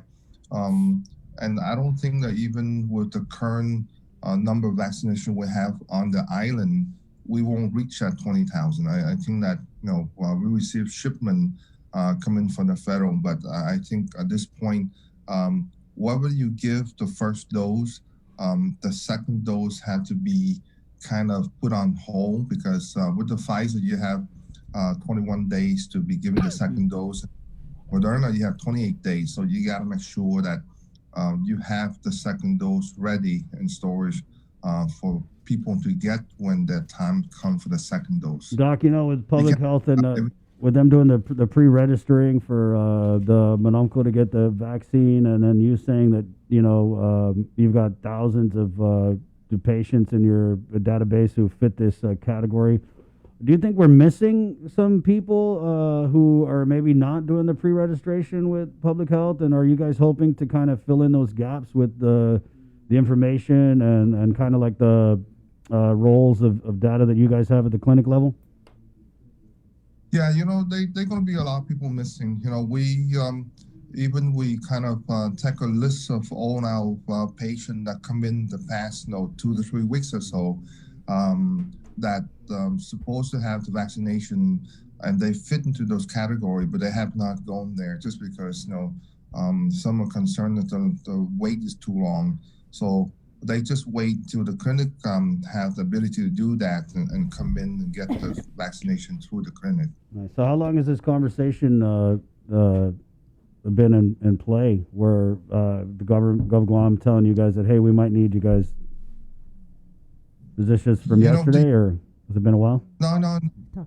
The sign up for the clinic for the immunization program happened many weeks ago. So I understand there's over 30 clinics that signed up for the program. So and have been approved by CDC. So the program had been there. It's just that the discussion to pass out the Moderna, I think we just received that recently. So it's just the last 3-4 days. And a lot of things to do. They have to inspect, like I said, they got to inspect the clinic to make sure that the refrigeration and the storage is adequate. That's you don't want to waste the vaccine. So I understand that they have to do what they have to do. But again, I encourage the clinic that participate on the vaccination program to make sure that you follow the regulation that public health gives to you in order for them to distribute the vaccine to you. There's a lot of things they have to do. Doc, just for clarification, when the clinics, these private medical clinics are given the authority, I guess you said on Monday, to administer these vaccines to 60 years and older individuals, do they have to be from their specific clinics? Or say I live in Mangilao and AMC is close to me and I'm 60 years and older. Can I just go? How does this work? Right now, from the clinic standpoint, we see from AMC, we see about 200 patients a day plus, and probably 100 of them met the criteria ready to be given. So the vaccination will be given to the patient as they get seen in the clinic, just like the flu shot. And then we're going to try to come up with some way that patient will sign up ahead of time through online. So if we're going to open to other people on let's say on a Sunday to do the immunization, that people have a chance to sign up ahead of time online. And so when we come to clinic, we know how many people we expect, because at a certain point you're going to run out of the vaccine, the number of vaccine, and you don't want people to wait in line forever and then you stop and say, no, we ran out. That's not a good thing to do. So we got to put together a digital platform really quick so for people to sign up online before they come to the clinic. But you have to be a patient of, I guess if I wanted to go to AMC to get the vaccination, I have to be an actual patient of AMC. No, you don't have to bring. And basically, what if, like I say, depend on how much what's the number of immunization the public health gives to the clinic, right? I mean, if you, I don't think we have unlimited number of vaccine that we give. So right now, depend, just like we have about 300 Medicare patients in the next 2 weeks for the annual wellness, and those going to get them. Every one of them will get them. So we're going to have 300 dose giving to us on Monday. I'm not sure, but we're going to prioritize those 300 Medicare patients that will come in the next 2 weeks for the annual wellness for them to be giving the first shot, because those are the highest priority. So they are all 60 plus with comorbidity. So like I say, depending on how many, the number of vaccines public health gives to each clinic. Would it still be free? Absolutely. I tell you, you have to pass on the word that all immunization for COVID vaccine at no cost to the patient, zero.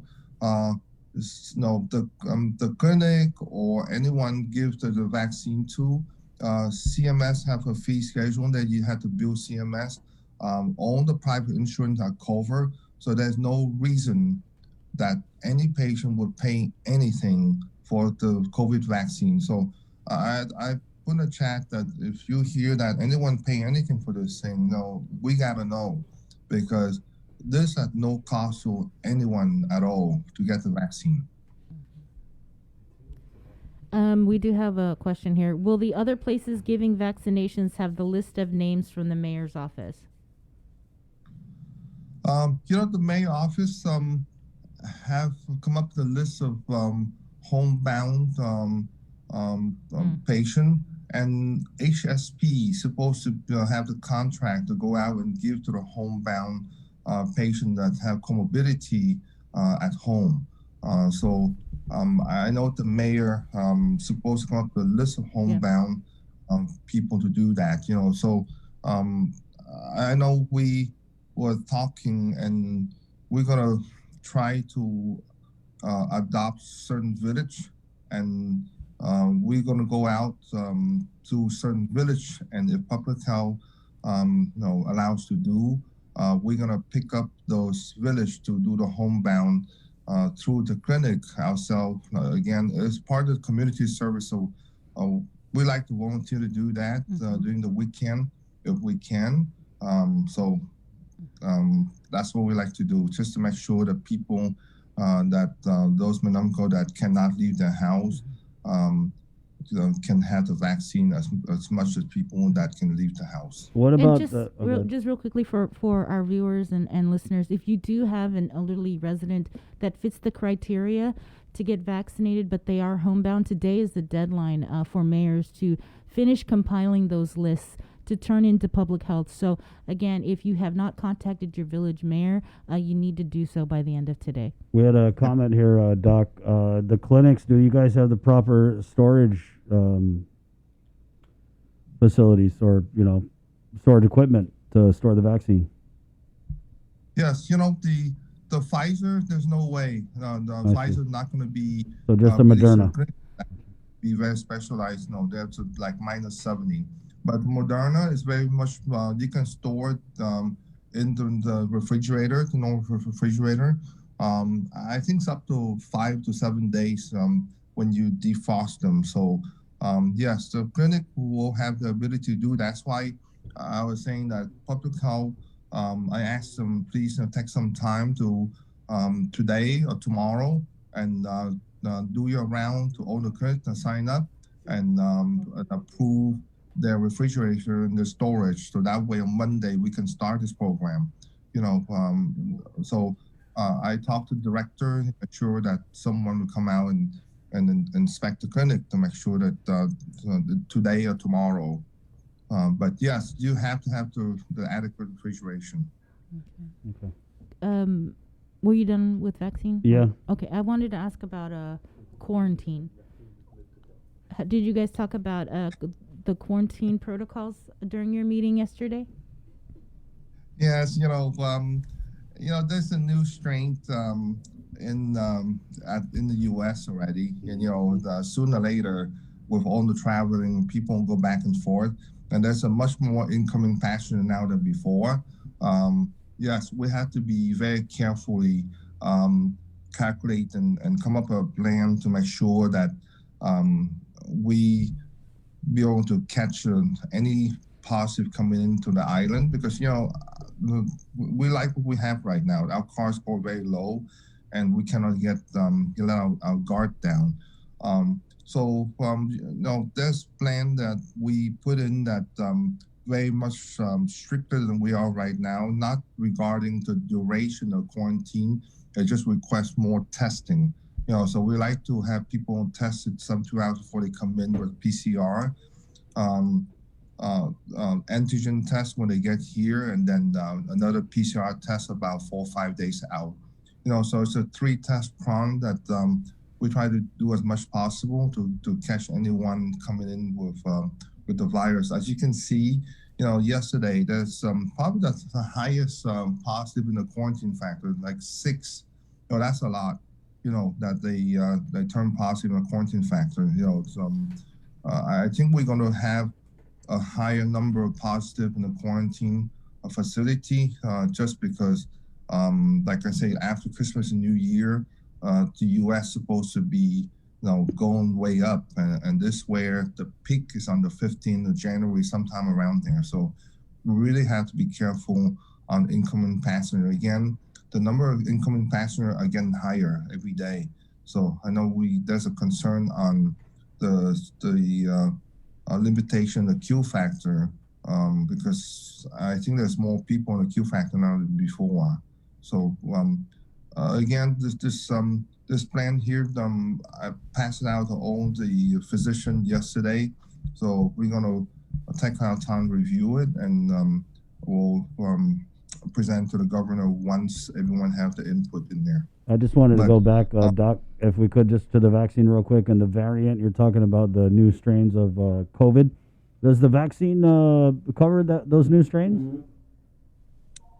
For right now, Chris, on the literature, they say yes, but again, it's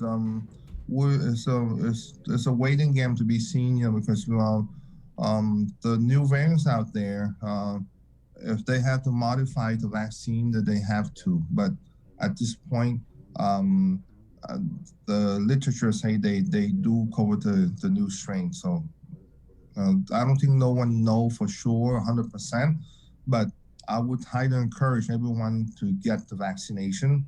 Again, the theory is that it doesn't mean that you won't catch the virus. Okay, if you catch it, you won't be so sick. Okay, the severity will be much less, and you hopefully end up in the hospital. That's the theory. So, COVID or not, I would 100% get the vaccine. Mm-hmm. You mentioned that we're seeing more people in the government quarantine facility testing positive for COVID. Is that what you said? Yes. Okay, and yes. Okay, having said that, how do we know if those that are arriving, how do we know that might not be the new strain? The only one is that they have to collect the specimen, send that to CDC.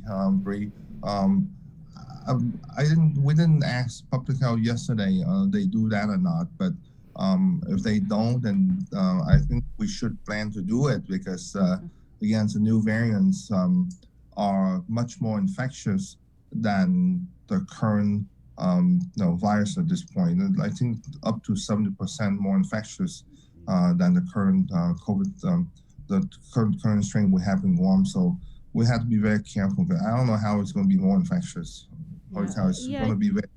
I got to go get my face shield. Dr. Cabrera was on earlier this week, and he talked about working with CDC, or last week, working with CDC on this new genome testing. Yes. Yeah, we have to send them out. Guam don't have the ability to for that, so we have to send out to CDC for that.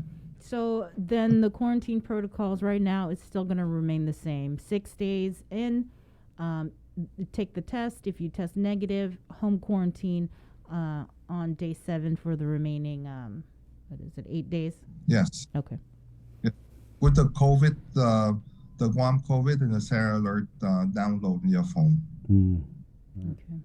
And that's what we do, but we like to do 2 more tests, I don't know, we cannot do enough tests to make sure that we identify the positive. So, I think testing some 2 hours before you arrive, testing when you get here with the antigen, and then the PCR testing 5 days out, you will catch the majority of them. And that's the most cautious thing we can do, just because, like I say, our CAR score is down. We really like to keep it that way, so to make sure that the people on an island. We can open more business, so that way we can enjoy what we do at this point. Did you guys talk about the P Corps, the change in the P Corps? Because we did have the Lieutenant Governor on earlier this week. Yeah, I think the P Corps will change. You know, our CAR score is low. You know, hospitalization is much better now. I think we're less than 10. And you know, I mean, the ability to do testing is so much better now than before. So I think we met all the criteria to move to P Corps 2, and it's just up to the governor to feel comfortable that she will move to P Corps 2. And I think that it will happen soon. Again, everything is really had to wait till the peak of after the Christmas New Year, and the peak of that is sometime next week. So we keep our finger crossed that our rate doesn't go up by the end of next week, then we'll be in really good shape. So what have you seen, or what have you been hearing? How did we do over New Year's? You know, we are the end of this is January 7, 8. So far so good. You know, like I say, I mean, the peak is within this week and next week. So far we don't see a spike. You know, I know the highs we have at 21 just about 2 days ago. Yeah. And we asked Public Health last night to really make sure that they do the contact tracing within 24 hours to make sure we isolate the positive and quarantine all the close contact. And so far, the presentation that Public Health give to us say they did that within a day or two. So that's good news for us. You know, that Public Health now, because the number is low, they can do that. So if we continue to do what we do and stay in our course, by the end of next week, if our CAR score is still like we are right now, then Chris, Sabrina, the people of Guam have doing very well. So thank you for doing that. Hey, you're welcome, Doc. Anything else, Doc, from last night? No, we keep you guys informed on the Moderna, the vaccine on by Monday or Tuesday. Like I say, the key here is to get the clinic, the private clinic, to involve and work along Public Health to get the vaccine out to people as fast as possible. What about the bars, Doc? That's the governor's still mad. Still mad at the. How dare you sue me? I'm the governor. Take that. You're never opening. 2022. First. So, you know, the school starts, I guess, the end of next week, and they're very, very close to start here. So we need to make sure the school start with no hiccup. There you go. And again, when the school start, there's a lot more tests that need to be done, just because we really be on top of it. So our tests have to be, 500-600 tests a day just to do the screening. To make sure that we catch the asymptomatic positive. So it's very important when the school start that we do all the testing every day, just to make sure that we keep our CAR score very low. Getting the vaccine doesn't mean that the test stops, so we have to do a lot more testing.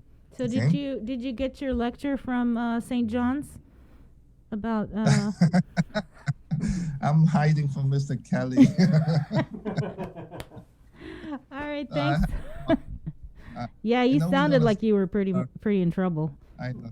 Yeah, we're going to start on St. Anthony here soon, so hopefully we can do that to own the school. The key here is to keep the kid in school face-to-face and move forward in the new year.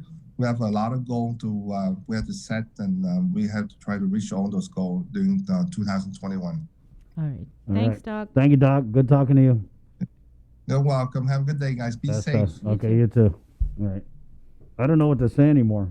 Like, wash your hands, or stay home is outdated. Right? Wear your mask. Practice social distancing. Yeah, I agree. I think a lot of people have checked out from the pandemic just because how long it was, and once they heard the V word, vaccine, I'm not checking out from nothing. Yeah, so just continue to be safe because, and let's bring Dr. Ann in.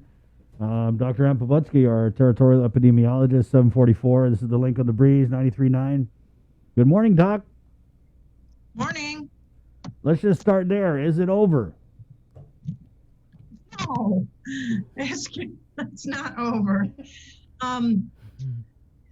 I think coronavirus is going to be with us for a while. It probably will become like the flu, where we have to get a shot every year because of these different strains that are circulating. They might have to tweak the vaccine in the future. And it's most of the time when some disease comes out of the woodwork or the forest or wherever it came from, bats or pangolins or whatever they determine, they don't tend to go away. Plague is still with us, cholera, leptospirosis. That's the latest news. So it's good that people are lining up for the vaccine. That shows you that Guam's population is really smart. They say, wow, we want the vaccine. We're going to line up for it.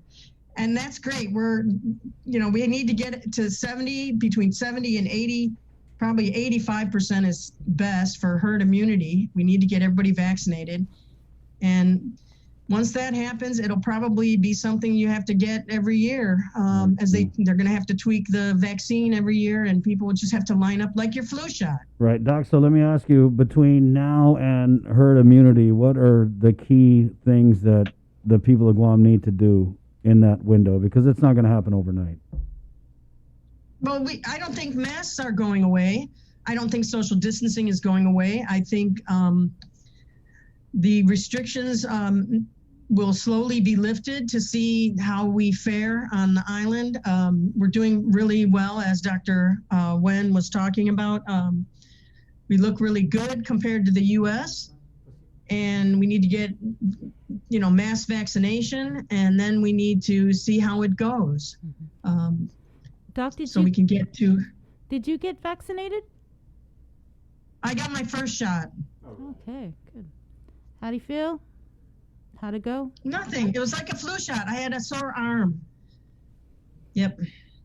And the focus right now is, of course, on people who are at risk for dying of COVID, the Manamco, the elderly, and people who are at risk for being exposed. So that's healthcare workers, frontliners. But the plan is to have mass vaccinations. So people will be able to get their shots. It's just going to take time. It's a logistical issue. It's going to take time to roll it out. So the next 6 months is pretty key. So people cannot stop doing what they're doing, mask wearing, social distancing, washing your hands. If you become positive, you're going to have to be isolated. The quarantine's not going away anytime soon. But we're looking really well compared to the continental U.S., right, as Dr. Wen was talking about.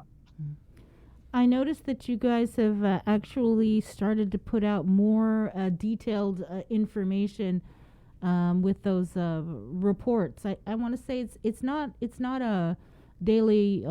Is it biweekly or monthly reports that you guys are putting out now?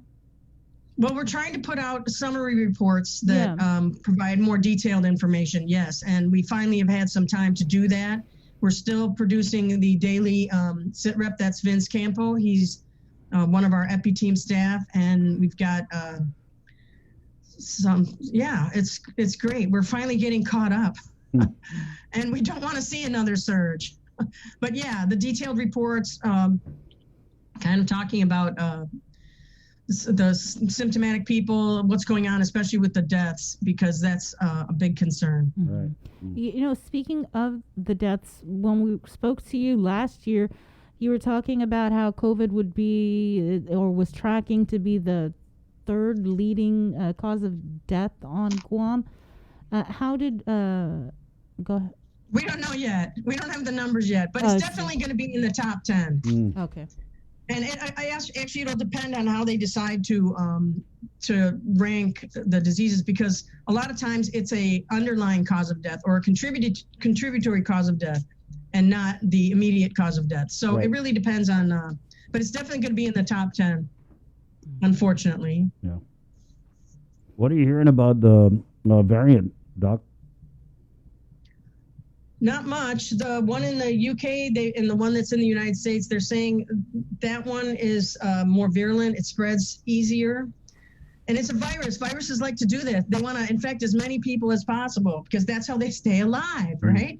And the more concerning one is the variant from South Africa. And I don't know the exact details, but it has something to do with the structure of that particular strain, and it might be more concerning. And that's where they're going to study it and watch it and see if they might need to tweak the vaccines later on. But in the meantime, get your vaccine once you're eligible to do so. And it might be, you get to line up, but public health's doing a lot better. It's an amazing operation up there at Okoto High School. Once you get inside, it's just streamlined process and very, very efficient. Once you get inside, I think is the key takeaway, because people are having a hard time getting inside. How would you address that, Doc? I know it's not really your lane, but there is some criticism from people who are saying that there should have been another way to be done. I mean, I get it, though. It's gargantuan. But did public health maybe not anticipate this massive turnout for people wanting to get vaccinated? I mean, it's pretty massive. I really don't know. I think I don't know. I think it's just because people have this overwhelming response, which is fantastic, to line up to get a vaccine for the Monamco. And, we're doing a lot better than they are in the continental U.S. They've had lines where people waited since 2 a.m. back. I forget what state it was. So we're not doing so bad. Yeah, people have to line up, but it moves fast. And they put out canopies for the Monamco. They give people water, so it's not like it's that arduous, and people do get in after a couple hours. And I think they're streamlining the process a little better. I think they're going to open up Southern Health Center So it's happening. It just, we also have to respond to how the community responds. Right. Yeah. I mean, and going back to the key takeaway, once you get in, it does move smoothly. And I was able to accompany a couple Monumco last week, and let me tell you, that was the social event of the pandemic. These Monumco were just so happy to see each other, whether it was from 6 feet away or 10 feet away. You had them all in one place. I kind of felt like I was at the bingo hall. You know what I mean? And so that was pretty interesting to see how happy they were to see each other, because a lot of these Monumco have just been, locked up at home. Right, not going around. Yeah. Right. Well, and that's the intent, is to start with the highest, most socially vulnerable groups. Socially vulnerable means also vulnerable to, bad health outcomes. Right. Monumco. But just and frontliners, and then we'll get to everybody else. So it's following CDC guidelines. We're doing actually a bang up job, I think. And it's great to see such a wonderful response, because we do have to get to that high level. Just a word You of... guys didn't want to talk about leptospirosis? Yeah, we're going to get there, but I just wanted to throw out that, when I was talking about the social event of the pandemic, just remember to be mindful, right? Because a lot of these Monumco are being escorted by family members who have done their best to keep these elderly people safe from the virus. So if you are happy to see Monumco, maybe you haven't seen your uncle or your auntie since last year, please refrain from going up and hugging and kissing and touching. You can, still maintain that social distance, because that was something that I definitely saw in the line, was people were just, they were wearing the mask, but they were getting really close and to kind of do the exchange of, oh my God, it's been forever. Oh, Kevin, so actually I had a body block a couple people. So just now on to lepto. So what's our lepto condition? Huh? What's the question? What are we, like, lepto condition of readiness? What, 4? No. Leptospirosis is always around. We always see cases every year, 1 or 2. We actually had one in August, but we really didn't start to get concerned until September, October, November. Then we had 8 cases in a 3-month period. And now in the past 6 weeks, we've seen 8 cases. It's because of the rain. We've had a really, really rainy year. So that means it's out there, and after a storm or a flood, if you're hiking, especially in the south, streams, rivers. We had a group that went swimming in the Illig River up at the Meningen Memorial. They, 4 of them got sick. And we had some hikers. People love to hike. It's probably not a good idea to be hiking especially after a storm. Hiking, swimming in the rivers.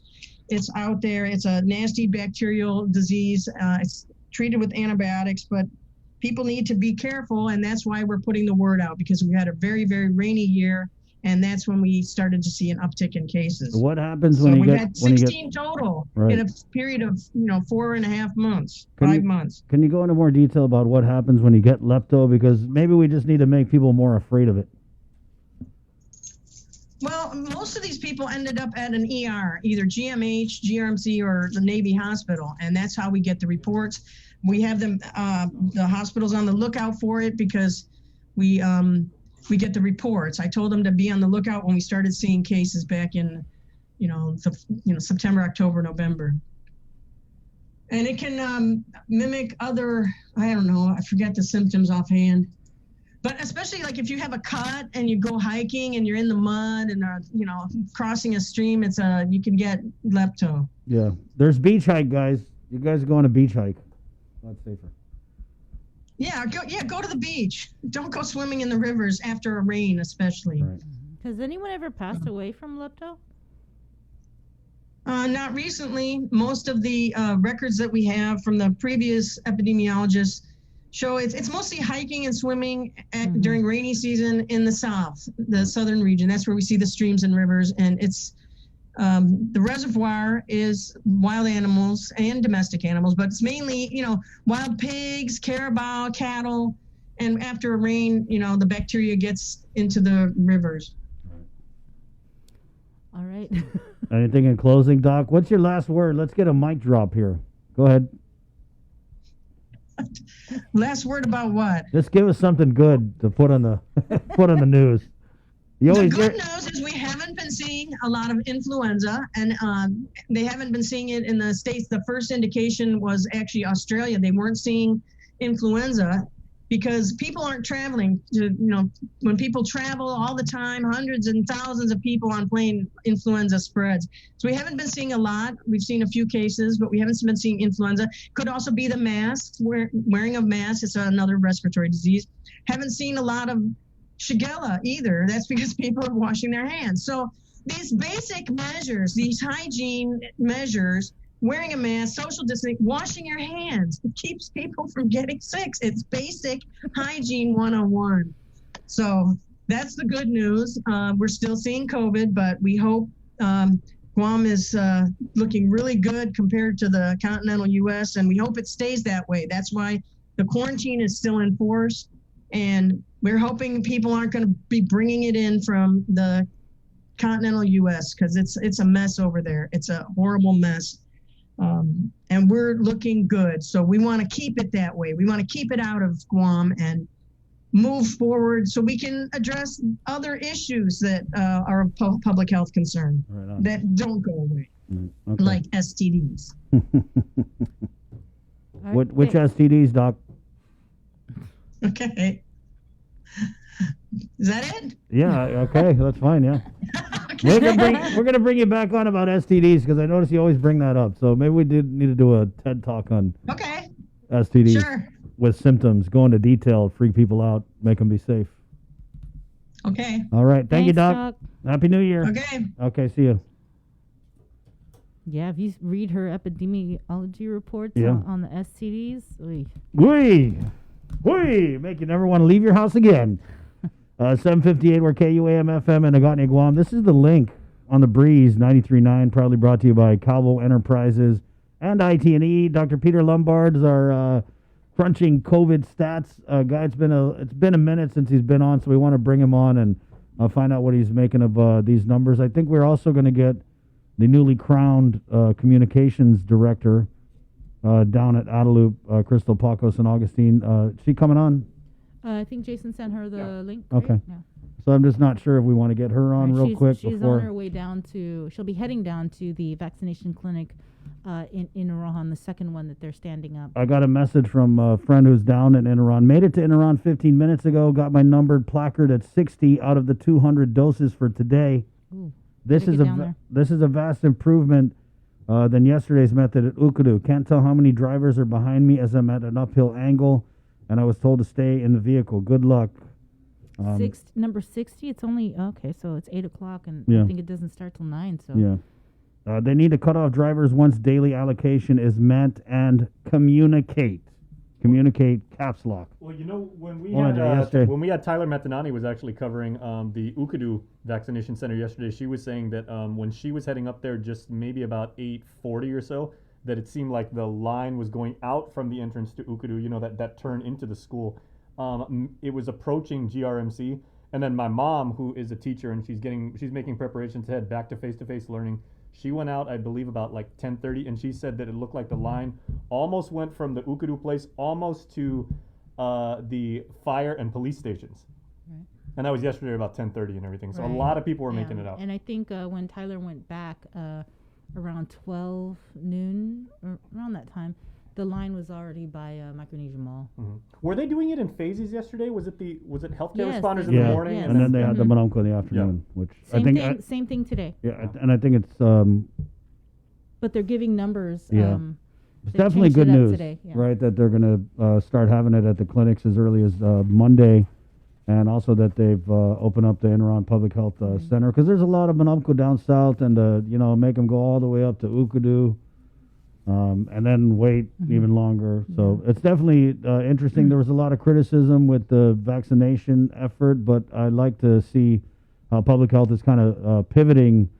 It's almost like OJT, you know what I mean? They've never done a vaccination at this level ever before, and I know you guys know that. So it's 8 o'clock. We're KUAM FM and Agotni, Guam. To our viewers on KUAM TV, thank you so much for jamming with us on this Friday. Whoa, Betness! My name's Chris. Sabrina. Esta. Adios! Bye.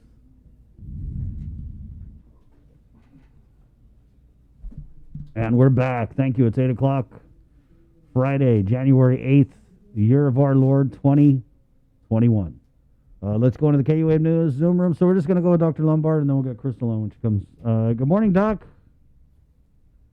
Oops, unmute. Unmute. Think you would know by now. Sorry, guys. That's all right. Happy New Year. Happy New Year. Welcome back. Thank you. Wow, so you got fewer numbers to crunch.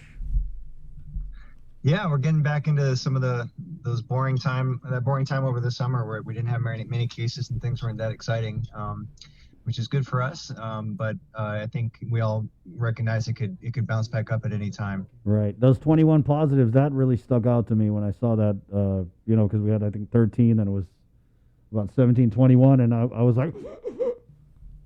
Yeah. Hard to know how much of that is just reporting delays or if those all came on the same day. It's kind of strange to see, 5 or less cases on one day, and then the next day it's 4 times that much, and you don't typically see that big of a jump. But again, we got small numbers, so this is just what we call noise in the data. Right. So let me ask you, we had Dr. Ann on just a minute ago, and they were talking about the more in detail reporting of COVID-19 data that they're putting out. We're not getting it every day, but so I know you love this stuff. What's your take on that? Are we getting good info out of public health finally?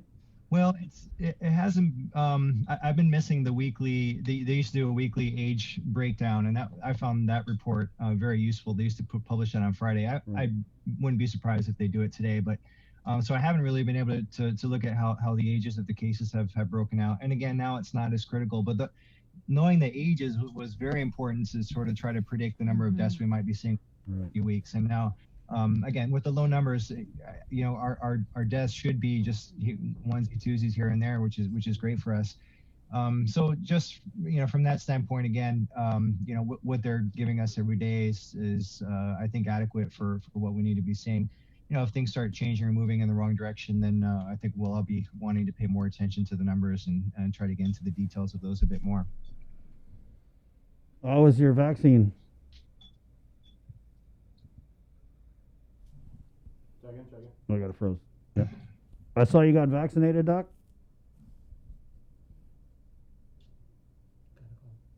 Yeah, I got my second vaccine dose yesterday, and you'd think that'd be the most the thing that would impress on me the most over the course of yesterday's events, but certain events in DC overshadowed, I think, even that. So, Yeah, how do you think I feel? It's my first day back at work. man, I mean, it was hard to not keep my eyes on the news or Twitter. Just incredible events unfolding. But yeah, I did get my second dose yesterday. A number of my staff went up there. Arms pretty sore. I took a couple Tylenol before bed, and I felt fine. I feel fine. A little arm soreness, and like I said, it's a really an incredible feeling. I wonder if people that were vaccinated against smallpox felt the same way at the time. To feel like I've got my 2 doses now. My body's ramping up the antibodies, and for all intents, I'm very much more protected than I was a month ago, and it feels really good. Man, one of the things that I really noticed watching the events unfold in the nation's capital yesterday was all the no mask using. And that's kind of like my eyes now are just so used to seeing people wearing the mask that even when I watch movies now, I'm like, God, they're not even wearing masks.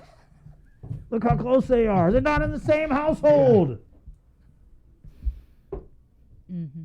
Yeah, even when they evacuated the congressmen and they had to contain them in a safe area, from what I hear, there's still some of them that were refusing to wear masks, even as they're being evacuated from these protesters or what you will. So it's pretty remarkable.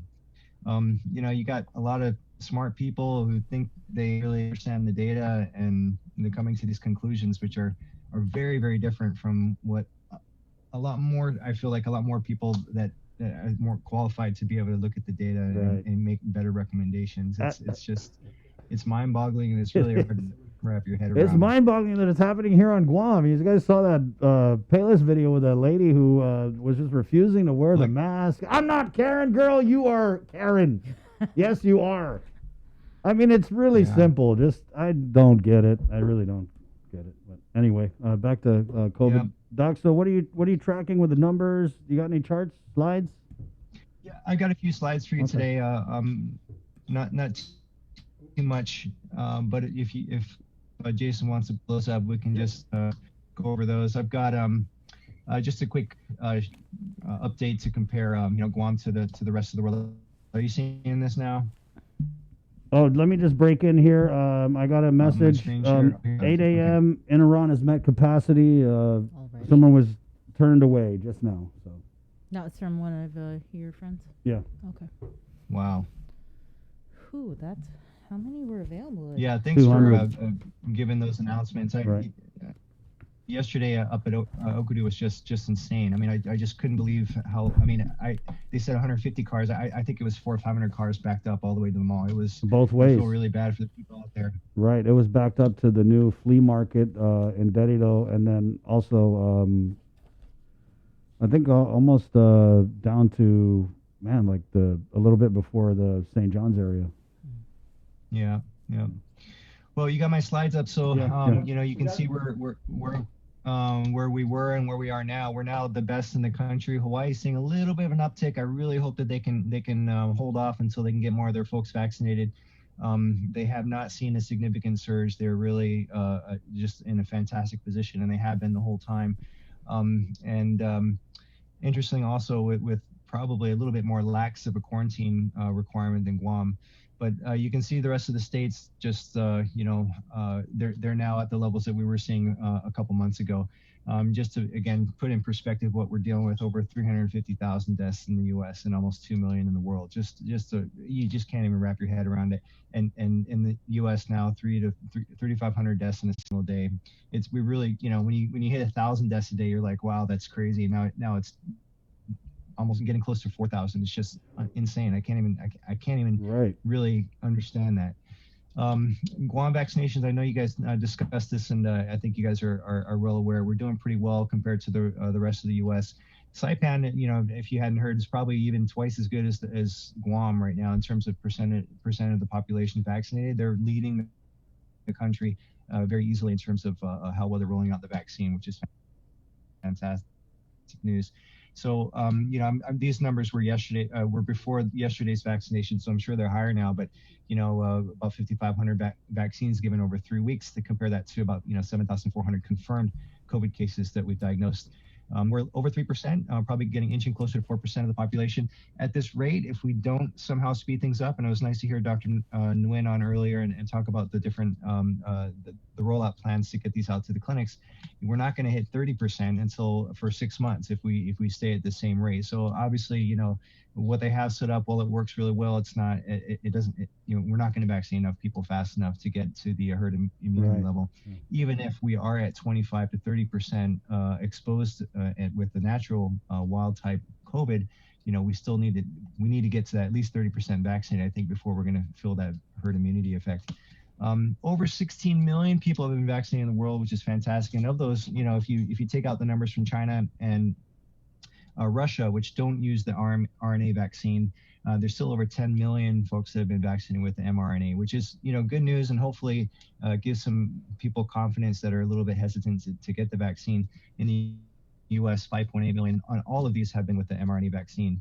So this report came out just a couple of days ago. They have done an analysis of at least the first 2 weeks of the Pfizer vaccinations, and which is almost 2 million doses given, and the rate of anaphylaxis, which you guys know is a severe allergic reaction, was about 11 out of every million doses. Okay, this was just updated this morning, where they actually were able to combine both Pfizer and Moderna, and that rate went down. So 5.5 cases of severe anaphylaxis per million injections. I really hope that helps some people, at least for the immediate allergy threat. Hopefully that gives them some confidence to move forward and get the vaccine. It doesn't say anything about the long-term effects. Again, we have at least 6-month data for some of the folks that were in the trials, and even longer for folks that have been in clinical trials for other mRNA vaccines from 5 years ago. So the rate of anaphylaxis is 0.001%. It is a little more than the flu shot, which you can see is quite a bit lower even. But when you look at the risk of anaphylaxis from food, penicillin, contrast media, which is like iodine, latex or bee stings, these are 700 times more likely to happen from those things. Again, just perspective. Again, just trying to say, hey, what are the real risks here, at least in the immediate post-vaccination period. Thank you and for that. All of the cases have been treated too. So very, very good to hear that. Yeah. The mutations, I know you guys have been discussing this as well. I don't have a whole lot more to add. We definitely are seeing more transmission. Initially, the increased transmission was only seen in the UK, but now I think you can look at, I think Denmark for sure, and also Switzerland. They are seeing increased transmissibility for this variant, this B117 variant. So I think it's a very real thing, but thankfully so far the severity has not increased. But the real importance here is as this variant becomes more prevalent in the world, you have to mitigate even more to limit the slope of your cases. So if we continue to do what we're doing, and all of a sudden you introduce the variant to Guam, it's probably not enough, and our cases will start to rise again. Will it rise to the same extent as the last surge that we had? Quite possibly, if we don't make additional changes. So it is good news that it is very likely the vaccines will still be effective. I think when you look at the mutations on the spike protein, there are many different sites where the vaccine can attack. So or can generate antibodies to fight off the COVID, even with these variants. But how long is it going to take before enough mutations develop that eventually that the vaccines are less effective? So I think the real key point here for me is the vaccine mutates when it replicates. The virus mutates when it replicates. So the more virus that's out there and the more times it's replicating, the higher chance that eventually it will accumulate enough mutations that it'll render the vaccine less effective, and or cause even more transmissibility or even worse severity of infection. So we really need to suppress the virus as much as we can in as many places as possible, as fast as we can. Given the overall morbidity that we've seen so far and this threat of future mutations, It's really hard for me to understand why not everybody will want to get vaccinated as soon as it's physically possible. And I just wanted to mention yesterday, if you didn't notice, the JIC report, out of the 8 positive tests, 6 were identified in quarantine. If nobody caught that yesterday, so that's pretty interesting. I mean, I think that's going to be something that we'll want to track a little bit more closely out of the data. How many of these positive tests are coming out of quarantine? I do feel like we can probably transition, hopefully, to allowing residents to quarantine at home if we have controls in place. But it would be, if we do import this strain, I think that would really change the outlook for at least the next 2 or 3 months. We're still doing great in the U.S. Everybody's red except for Guam and the Virgin Islands, and hospitalizations is the best news here. In red, you can see us trailing down to the lowest levels we've had since August, and we're certainly lower than we were even in the first surge or wave in terms of hospitalizations. And our case positivity rate in yellow there has been pretty flat. It'd be great to see if we can keep these daily cases, the 7-day moving average, under 10. That would be just fantastic. But it's scary to see what's happening in the States, as others have said. There's rationing of oxygen. There's rationing of paramedics picking up and bringing people to the hospital because they're running out of space. And with this new variant, there's really no, and with the slow vaccine rollout, there's really no end in sight to that. Right. So again, we're very fortunate to be where we are, and let's hope we can stay here. Amen. Even with our own problems with vaccine rollout and the mitigation that we have to efforts that we have to still sort of struggle with and suffer through. We are in a much better position than a lot of other places in the world.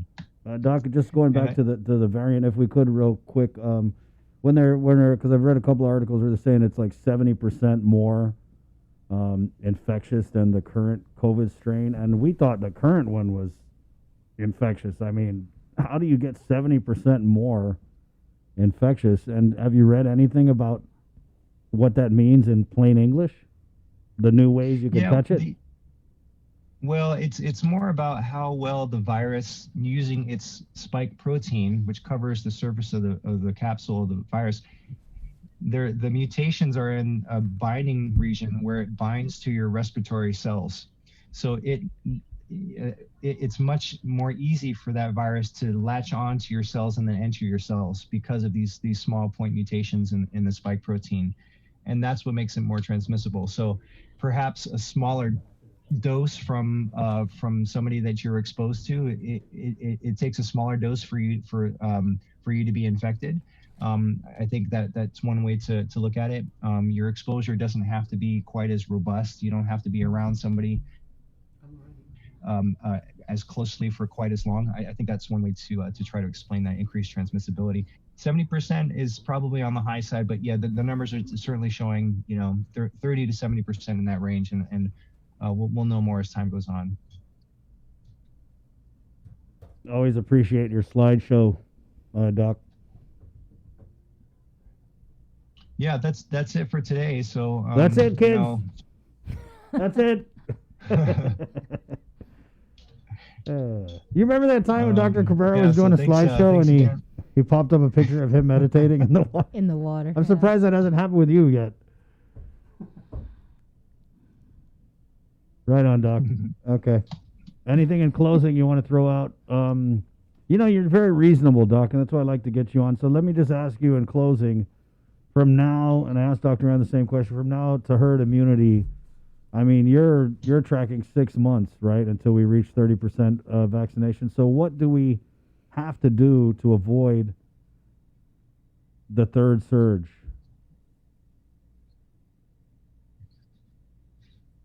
Well, I think that 30% is based on our current vaccination rates, and I'm sure it's going to increase, especially when we get more companies that have their vaccines around. So, I think realistically, maybe we could cut that in half to get to 30% vaccinated, and then, I think that portends the risk of a third surge would be if that third surge comes, it won't be as severe.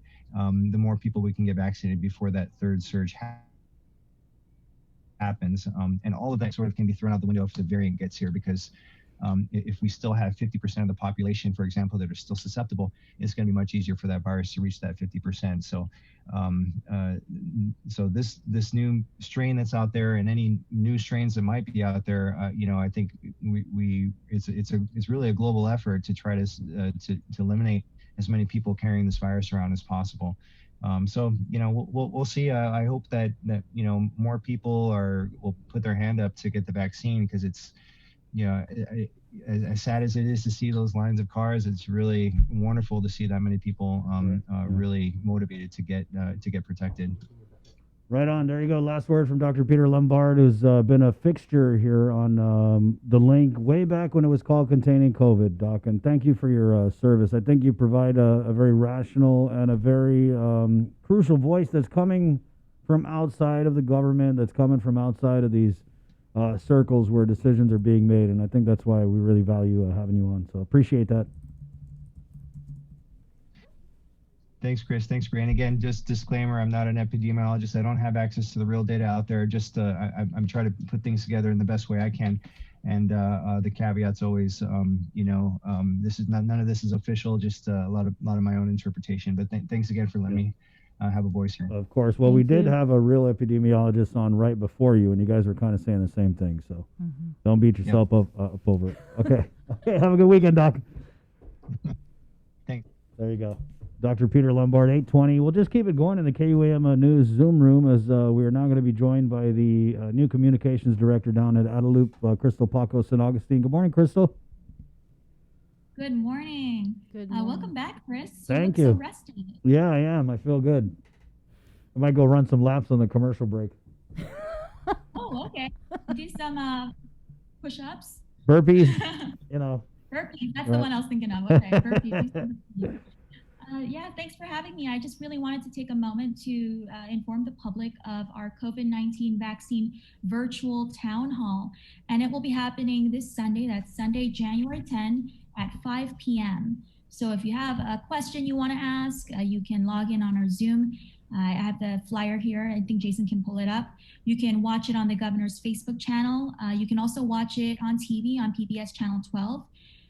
We basically want to give the community an opportunity to ask their questions. So what happened with our vaccine rollout is everything happened so fast. As you know, we received the vaccines on a Tuesday morning. We were vaccinating on a Thursday morning. And we almost didn't have a time to do community outreach and an educational campaign. And so what we're really grateful for is that there's so much demand. There's a high demand for the vaccine, but still a lot of people have questions. Maybe they don't have a doctor that they can ask. So I want to talk about, who will be on our panel. Again, this is a great opportunity, not the only time though. This will be just the first of many virtual town halls. We saw a lot of success with, when we dealt with dengue, we did a lot of town halls and we saw a lot of success with that. And so we want to repeat what worked in our last emergency with COVID-19. Our panelists include Dr. Felix Cabrera. As you know, he's one of our, he's actually the author of the COVID area risk score, the CARS score that we rely on so heavily for our response. We have Dr. Annette David, a very respected doctor here in the community, uses a lot of data, puts it into great perspective. We have Dr. Louis Cruz from our Surgeon Cell, one of the groups that advised the governor. We have Dr. Thane Hancock from the CDC. He's most familiar to the community when we did our dengue outreach. And Annette Uggan, of course, from the Department of Public Health and Social Services, a longtime member of their immunization division, and of course, the person really driving our vaccinations for COVID-19. So this is a great opportunity. If you have a question, if you have a concern, maybe you don't know if you want to take it once your time comes up, this is a great opportunity to ask those questions. What we're really going to do is we're going to focus on 5 main sections. And these are the 5 main questions that people have. And at the end, people can also have the opportunity to ask any questions that weren't addressed. And so each of our panelists will be taking on one of these sections. So the first section is the vaccine safe? Is it effective? Why do I need a second dose? That will be covered by Dr. Annette David. Our second section will be, I'm concerned about side effects. What are they and should I worry? And so Dr. Thane Hancock from the CDC will handle that question. Can I still get COVID-19 after the vaccine? I think a lot of people really need a better understanding on this beyond their Google searches. And so I think Dr. Cabrera will be handling this question. And for what if I had COVID-19? Do I need the vaccine? So a lot of people, the governor, lieutenant governor, both had COVID. Are they eligible to get the vaccine? And will the current antibodies that they have, will it protect them? And last but not least, we have how are the vaccines being disseminated? And that will be covered by Annette Uggan. And Chris, actually, but while I was in the waiting room, you mentioned that people were getting turned away at Inarajan. I do want to confirm that we have reached 200. So our ticketing system is working. We want to make sure we manage expectations up front. So we've already reached 200 individuals in line at Inarajan at our Southern Region Community Health Center. So to the viewers at home, if you're listening, if you're listening on the radio, if you're heading down to Inarajan to get your vaccine, please note that they will be turning you away if you're not in line already. I just want to stress to the community that this age group that we're targeting right now, the 60 and over, the boomers, we're dealing with about 20,000 individuals. And so we'll have many opportunities to get the vaccine. This week is not your only week to get the vaccine. Like Dr. Wen said earlier on your show, we're working to get the clinics online as soon as possible because people feel more safe. They feel more comfortable getting it at their clinics. We're working to get more vaccination clinics also on site, like the ones you're seeing at Okudu and at Inarajan. So again, go ahead, Bree. Yeah, I was going to ask, what time did people start showing up to get their tickets down at Inarajan? I'm actually going to head there after this interview. I heard before 6 a.m. Wow. So tomorrow, because there's another clinic tomorrow, they should probably get there before 6. Have you heard anything about Okudu? Okudu High School, it's probably going to I'm not there yet either. Okay. I was going to head up there after Inarajan. I don't have eyes on the situation, but it'll definitely be managed better because of the ticketing system in place. Mm-hmm. We had a lot to learn from yesterday's experience. We also want to remind frontline healthcare workers, if you are in line at Okudu High School, please turn on your blinkers, and we have to prioritize the second dose individuals. We cannot stress that enough. And so right now, most of the people that are due for their second dose are the doctors, the nurses, the people that work at the clinics. Mm-hmm. GMH and GRMC are taking care of their own staff. And I also want to take this opportunity to thank GRMC for really stepping up yesterday. They were so gracious to open their doors. They saw the demand, the line for the vaccine yesterday, and they said, we'll take 50 at a time. We'll help decompress your line. So thank you so much to GRMC for that. Crystal, what happens if people don't get that second dose by the time they're supposed to? I haven't talked too much with the doctors about that. This is us just really trying to enforce the message. You have to get the second dose. It's not as effective. It's definitely not as effective. And we don't want to waste a vaccine on someone who only got the first dose, won't take the second dose. And so we also want to make sure that first dose, your experience getting the first dose is enjoyable, or at least pleasant enough that you'll come back and get your second dose. Again, you need 2 doses for both Pfizer and for Moderna. So Pfizer is the 21 days, you come back for your second dose. The Moderna, I believe, is 28 days. We actually activated a call center to remind people to come back for that second dose, just like you would if you had an appointment with your doctor. Someone would call you and say, hey, don't forget, you have an appointment. This is what you need to know. And so we've activated that at my office, actually. So they're making those calls to get your second vaccine, please. We cannot stress that enough. The vaccine is only effective in 2 doses. In Inarajan, it's only for the 1C category, right? And yes. Mm-hmm. And are they also are they getting Moderna or are they getting Pfizer? I believe we may have transitioned to Moderna today, if not yesterday, because of the high count. Mm-hmm. So we should be in Moderna today. That is what I am tracking. Mm-hmm. You don't get a choice. Mm-hmm. You don't get a choice, that's for sure. But you have to make sure that both doses are the same. So if I get Moderna today, in 2 weeks or in 21 days, I'll get Moderna, the second dose. And your shot card will communicate that. And so if you're coming back for your second dose, please bring your shot card. Just help properly track that you've received the vaccine. Mm-hmm. Can you tell us any other information? Dr. Ho Win was on earlier, and he said that there's a strong possibility starting Monday or Tuesday that private clinics will begin administering the Moderna vaccine for the priority 1C. That is the goal, to get the clinics online as soon as possible. I understand that public health, specifically Annette Uggan, is working with the clinics to make sure that they have the structures to support the storage. We're fortunate that right now if we're on Moderna, that Moderna is the less temperamental of the two vaccines. As you know, Pfizer needs the super cold freezer, Moderna not so much. It's not as temperamental, so it's something we can more easily disseminate to our clinics. We're working to get that online as soon as possible. Monday would be ideal. It's the goal to get it online next week. Again, if you're not comfortable going in line, waiting with the crowd, we understand that people might want to go to their clinics instead, and that would also help decompress any crowds that we're experiencing with the public health clinics. What about with the homebound Menemcos? When is HSP going to start heading out and vaccinating these homebound residents? I understand that HSP will also, not just HSP, I think there are 2 other home providers. I was speaking with Xenia Piscina from Public Health yesterday. She says we'll roll out the homebound next week. I want to stress that if you need homebound vaccination, please call your village mayor. They are taking these names, the addresses, and we're going to head out as early as next week. Xenia told me that yesterday, so I believe that to be true.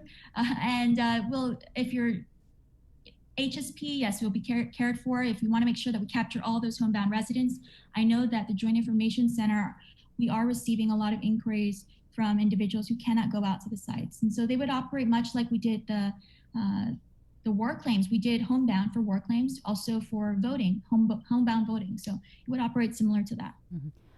And just had one more question regarding the change in the PCOR. How soon should we anticipate that the governor will put us into another PCOR? And another status? We can expect a shift in PCOR if we continue to maintain a steady CAR score. You did see an increase in the CAR score in the last few days. We are at 1.2. I think Dr. Lombard before me did a great job at noting that a lot of the new positive cases are coming from quarantine, and they are travel related. So I thank him for highlighting that.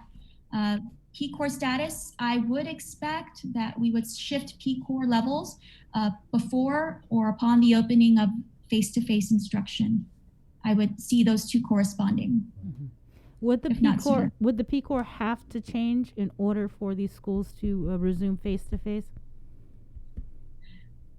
I don't believe so, but it's the logical thing to do at this time. Okay. And prior to the rollout of the private clinics being able to administer the vaccines, will you or the Joint Information Center be releasing a list of those private clinics?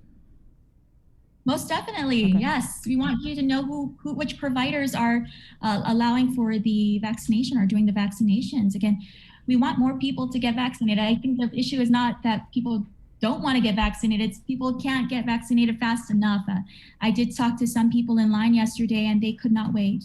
They didn't care if their time wasn't until noon. They showed up at 8 o'clock. And, we did ask for people to show up at their designated times. Of course, that's not going to happen. There's a lot of excitement. The lines did stretch, and that's a great testament to people wanting to be safe and take care of themselves and their families and not get, fall ill severely ill from COVID-19. I don't know if this is covered, Bree, but there's a question in the comments. Can people in quarantine who meet the criteria for those who are getting vaccinated now, can they get the vaccine or? I understand, yes. You just communicate that to the nurse that, I meet the criteria. So if you're 60 and over in quarantine, the nurse or the Guam National Guard person that attends to your room can take note of that, and then we can communicate that and make sure that you get vaccinated as soon as possible. Right. I think you're going to be put on like a priority list. Okay. I think Adriana covered that a couple days ago. Okay.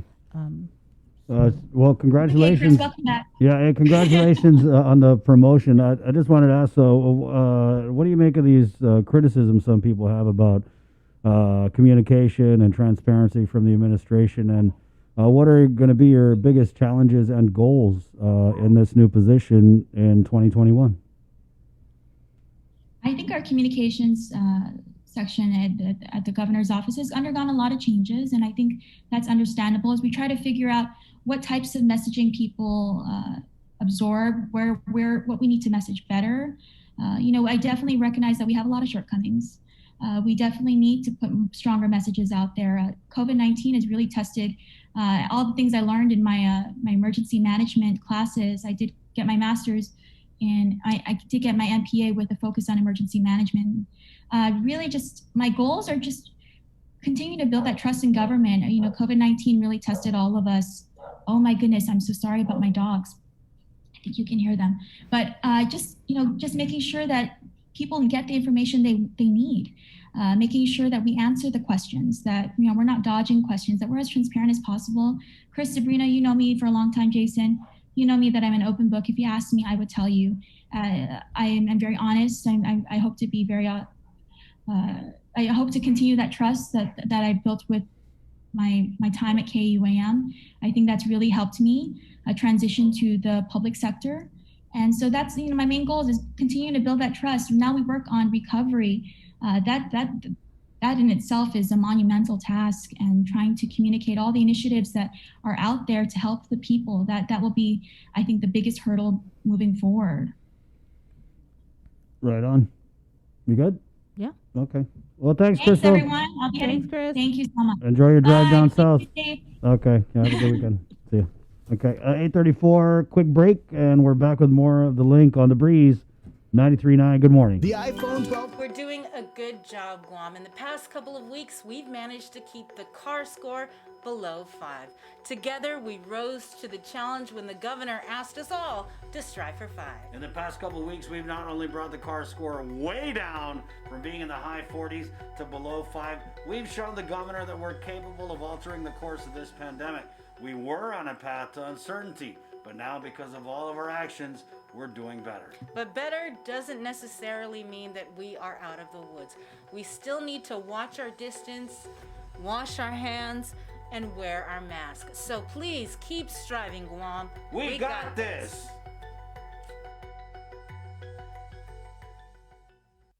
GU Self-Storage, conveniently located near the Harmon McDonald's. We offer affordable rates, online payments, and auto bill pay for your convenience. Plus gate access daily from 6 a.m. to 9 p.m. Call us today at 648-7867 for more information. It takes all of us to protect Guam. Join the Guam Visitors Bureau in our social media campaign series aimed to protect our island and each other in this COVID-19 era. Participate in the Protect Guam movement by wearing your mask, showcasing Guam's heroes, staying active, and downloading the Guam COVID Alert app. Post and share your content with us, use the hashtag ProtectGuam, and you could win $100. It's that simple. Check out visitguam.com for details. Let's reclaim our lives, our economy, and our tourism industry. The relationship between Guam and Manila, Philippines is undeniable as we share similar cultural traditions, history, and heritage, with generations of Filipinos calling Guam home. KUAM presents a monthly look at the capital city featuring in-depth and engaging interviews on everything from medical tourism to new business and government leaders. Veteran newscaster Nestor Lecanto delivers Beyond Our Borders. This special program is brought to you by the Bank of Guam and KFC.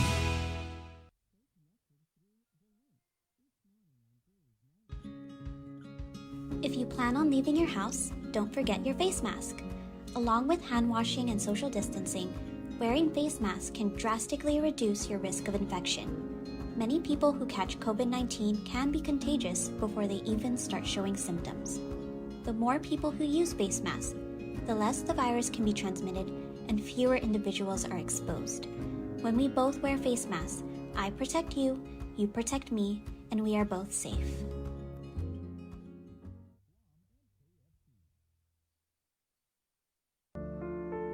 These are some of the signs that someone is thinking about suicide. Talking about wanting to die, excessive guilt or shame, and feeling like a burden to others. Feeling empty, hopeless, trapped, or having no reason to live. Feeling extremely sad, anxious, agitated, or full of rage with unbearable emotional or physical pain. Other signs include changing behavior, such as making a plan or researching ways to die, withdrawing from friends or saying goodbye, giving away important items or making a will, taking dangerous risks such as driving extremely fast, displaying extreme mood swings, eating or sleeping more or less, and using drugs or alcohol more often. If you or someone you know is showing these warning signs, get help as soon as possible. Call Guam Behavioral Health and Wellness Center's crisis hotline at 647-8833 or 4.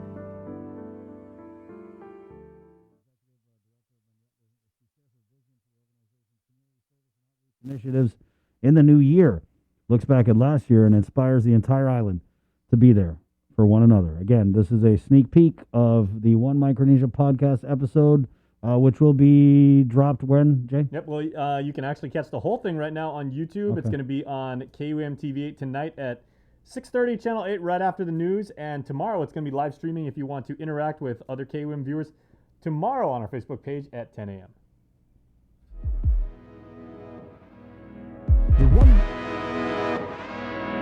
The One Micronesia update is presented by Taco Bell. Live Mas. Half a day link, family. First of all, I just got to say happy 2021. Let's get right into it. What you guys can expect for this week's One Micronesia podcast. I sat down with the executive director at Manyetlu, and we kind of talked about what's new in 2021. So here is Samantha Taitano, the executive director of Manyetlu. Okay, so for 2021, of course, we are looking forward to when we're able to kind of go back into the community. That's one of the things that we love being able to do.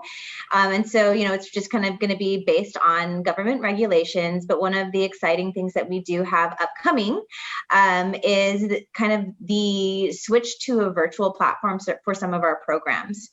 So our workforce development program, which we have had for a while, is moving online. And so on the last week of January, on Wednesday, January 27th, we will be having our first virtual workforce development program. This is going to be kind of covering going over resumes, preparing for interviews. I think that everyone can always use a little refresher on preparing for interviews, and then also kind of navigating applications. And so all of our workshops, of course, can be held in the different languages. So as you know, we have caseworkers who speak Chuukese, Pohnpeian, Yapese, and Kosraean, and they are very knowledgeable. We've been kind of working with them for training, partnering with other organizations to learn sort of some of the soft skills that that they're seeing people are lacking in the workplace. And, we're just really excited to help people get back out there and get jobs. So that's one of the exciting things that we're looking forward to. We're also going to be launching our Guam driving law familiarization class online as well, so that when they are doing driving tests, people will be prepared and ready to take those. Again, those are also all held in the different languages. So those are some of the really exciting things that we're looking at launching here towards the end of the month.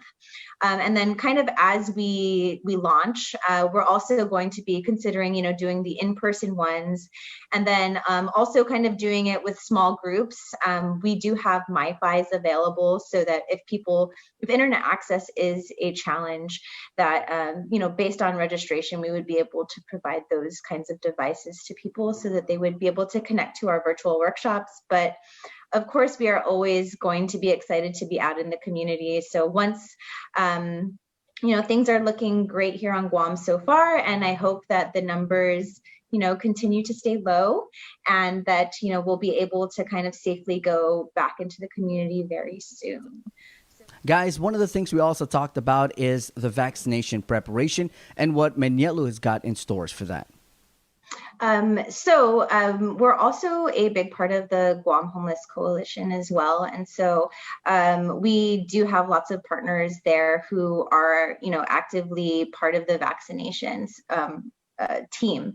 So, we're going to kind of leverage those resources and make sure that we kind of get all of the appropriate information. And if it's not through those partners, we are always looking at other people. And, I'm glad that you're bringing this up, because it's got lots of things going through my mind as well right now, about how when they did the testing, they were able to go out to the community. So are they, once it is open to the general population, making sure that we advocate for those who do have transportation issues, that they're going to be able to find ways to get there, because I know that there are certain conditions that the vaccine needs to be kept in. So just kind of keeping that in mind, how are we going to make sure that everyone has access? Thank you so much, Sam. And remember, guys, you can catch the full podcast tonight on KUAM TV 8 at 6:30, and then live tomorrow on the KUAM News Facebook page. Until then, peace and have a great weekend, guys. The One Micronesia Update is presented. When your cravings for Taco Bell's nacho fries, GU Self-Storage, conveniently located near the Harmon McDonald's. We offer affordable rates, online payments, and auto bill pay for your convenience. Plus gate access daily from 6 a.m. to 9 p.m. Call us today at 648-7867 for more information. A podcast episode with Victorious Falon. Props to Victorious with this One Micronesia podcast. It's just really one of our shining stars of programming and content. Okay. So it's 8:44. Melvin Wampat Borja, who's wearing two hats, Decolonization Executive Director and Chamorro Affairs Director, is scheduled to come on here, the link on the breeze. And then GCC is doing a construction boot camp. We'll talk with Bonnie Dotwin about that. And we've also got Cover Me, which is brought to you by Burger King. All right, that's coming up on the link. But first, Friday feature here. Let's take a look at sports with our weekly sports wrap with Double D from the KUAM News sports team. So again, it's 8:44, and now time for our sports report with Dave Delgado. Good morning, Guam. Hey, what's up, Guam? Dave Delgado here with your sports recap. We'll hear from Tom Anderson, Lieutenant Colonel, U.S. Army Professor of Military Science at the University of Guam, on the first annual Take the Hill competition. Men's national basketball team coach E.J. Calvo will also be on to talk about the upcoming FIBA Asia Cup qualifiers as Team Guam looks to advance. First off, some soccer news on St. John's senior Andrew McCormick. What drew you into the sport of soccer? As a child, my dad, we always watched sports together. And when I was living in Navy, the MWR, soccer was a big thing a lot of kids played in. So I also joined in, and I just sort of picked up the sport sort of right away. I've just been playing it since then. Moving to Wolverines, having Coach Joe really helped me love the game on and off the field. It's something I enjoy. Also off the field, watching soccer outside of Guam, in Europe. And how has refereeing helped you on and off the pitch as far as, being a student athlete, and just daily life in general? It's really helped with my preparation. Because being a referee, you have to be prepared before the game. Just like in school, you have to be prepared. And then the teamwork wise, you have to be able to work with fellow referees, players, as well as the coaches. And you have to build a relationship. So you have to do that along with your classmates, with your teachers. You have to sort of build respect. So people, they'll trust your judgment. And so other referees will trust you when you make that call. And they won't, and you also won't second guess yourself because they'll trust in your judgment. And what are some of the things you're looking at when you're out there on the pitch officiating a game? The intensity. How are both teams going at it? If it's a high-pitched, high-paced game, you're going to have to be more alert. And for the little things, like a tripping or the offsides, they could be a little more offsides if they're going faster. So you have to be very alert to those small details that are happening out there. And it's one of those things, too, where not only are you having to make sure the fans are being settled down, it's also the players too, because a game can easily get out of hand if you don't keep the players in check. Yes, that happens a lot, especially with players, especially in one of those high-paced games. Those players, their tempers can sort of flare. And as a referee, you have to learn how to be calm and composed in those type of high-intensity situations. And that helps from being a referee to a player as well. You sort of have that calm. Starting officiating games at the end of your sophomore year, what was that experience like? And when did you realize that this could be something you wanted to pursue? At the start, it was sort of something to do on Saturdays. But, as soon like when you go up the ranks and you build friendships and stuff, you enjoy it more. And I think that's something that really happened. I really started enjoying it and really like buying into the refereeing and just being there all day Saturday and loving what I'm doing out there. You wrote about officiating for your college entrance essay, where you will be attending Springfield College in Springfield, Massachusetts. They've been very supportive. They've been sending a lot of emails to things that they're hosting for like new students and even students that attend college right now. So they've been very interactive with me, and they show a lot of care for their students and even for their incoming students. They've been very supportive of like trying to get me ready for the college that I'm going to be going to. Anything in particular when you chose your college? It's not a big college, I wouldn't say. So it's sort of like the school I'm going to now. It's not as big, and they have a very big importance on athletics as well as academics. So it's like they're very big into both of those things. Taking courses over at the GFA definitely going to help you in what you plan on doing, but it's also the networking side of things that you've drawn interest to and looking forward to gain more experience in that field as well. Yes, like especially knowing a lot of sort of the higher members in the GFA system. It's very helpful because they'll like talk to me about what they do, and then so I can sort of learn from the top people, and I can use those experiences in what I'm going to be doing in hopefully sports management at Springfield. And I heard you're a big Mattel fan. Yes, yeah, I've lived here a long time, and they're sort of like the soccer club here. So yeah, I've watched a lot of their games. Were you ever a ball boy in any of the games? Yes. Yeah, I believe so when I was younger. Talk about maybe some of the other goals you have as far as maybe school or just when it comes to soccer and being official. Well, for school, I hope I go into Springfield, using that education to hopefully like in sports management, but also as a referee in the United States, hopefully to go up through the ranks in the United States, possibly go into MLS maybe, and then maybe on even to becoming a FIFA referee, using those experiences from Guam and also from Springfield. Tom Anderson, Lieutenant Colonel, U.S. Army Professor of Military Science at the University of Guam. We're here to talk about the Take the Hill competition. And tell us when the event first started and a brief history about the competition. Well, Dave, there's this great route that you guys see in the video for the competition that runs all the way from the sea in Pago Bay all the way up to the top of the hill, basically where the campus for UOG is. And for years, literally back to the 80s, this has been like the preeminent route for our cadets to run as they're training their bodies to get ready to be Army officers. So we run this hill all the time. It's something the cadets always use as a way to motivate themselves and push each other, see who's the fastest to get to the top. So we just decided, why not make it an official race, with winners and with plaques that everybody can compete for. We knew it'd be a good event for us to be able to motivate our cadets to be the best they can be. And have you guys measured the distance, how long the actual course is? Yep, so it's actually shockingly, it's only 0.4 miles, so it's just shy of about half a mile. But like you see in the video, it is straight uphill. The first half of it's about a 30-degree angle. We think we measured it correctly. And then it gets all the way up to a 45-degree angle right at the end of the race. So it challenges you mentally because it doesn't flatten out at any point over that, half mile of a race. So it's pretty tough for the cadets and something we love to challenge ourselves with.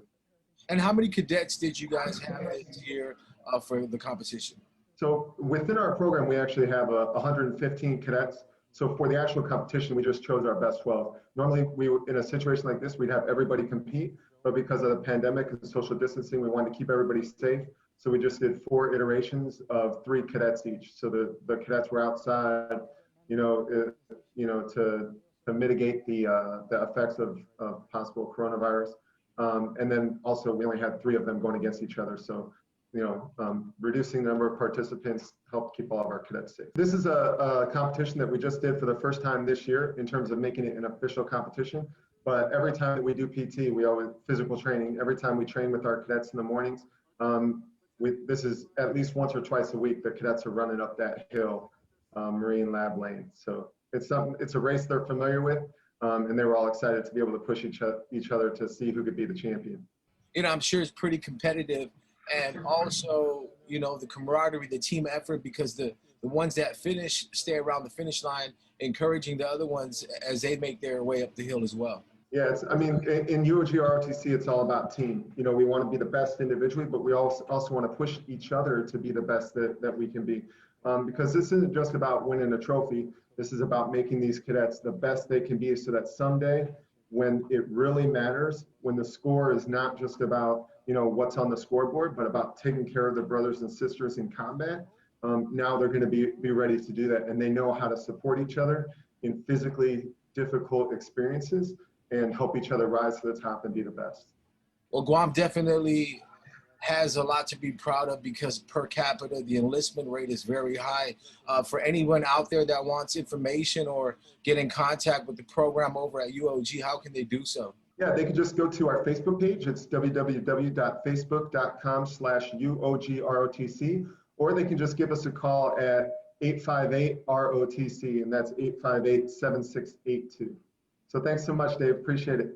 With me now, women's division champion, UOG cadet Talia Menel. First off, just tell us how the course was and how grueling it was just taking part in the competition. So it's the Marine Lab Hill at UOG, and for those that are familiar, it's a very long hill and it's steep the whole way up. It was super grueling to do that. It was long and one of the steepest hills that I ran. And it was hard overall, but just had to keep pushing through to finish. Did you have a game plan going into the competition? Maybe just wait it out, that midway point, turn it up? Or was it just, let's just get it over with and push the pace? I really think it was just the let's do this mindset that helped me finish through all this. Yeah, because I feel like that's what's going to push you the most when it comes to inclined courses like that. And the camaraderie must have been really great, seeing all the participants and just rooting each other on, just making sure that everybody got to finish that hill.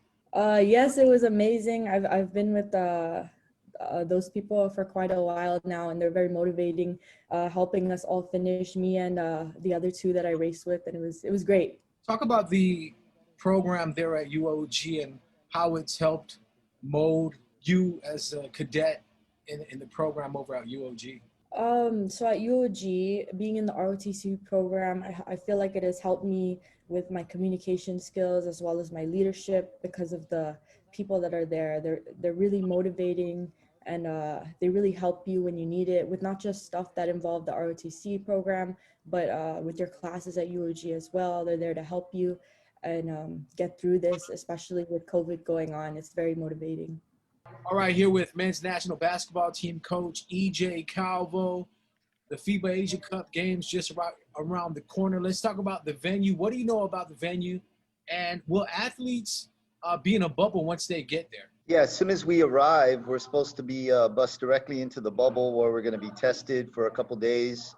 We'll be allowed to train on our own, but limit contact with other teams for the first couple days until everyone is cleared, and then the competition will begin. There'll be two different groups in the same bubble. So the Philippines has their group who will do their games, as well as our group, which is Group C, with Australia, New Zealand, and Hong Kong. So it's going to be interesting to see the high-level basketball going on in that bubble come February.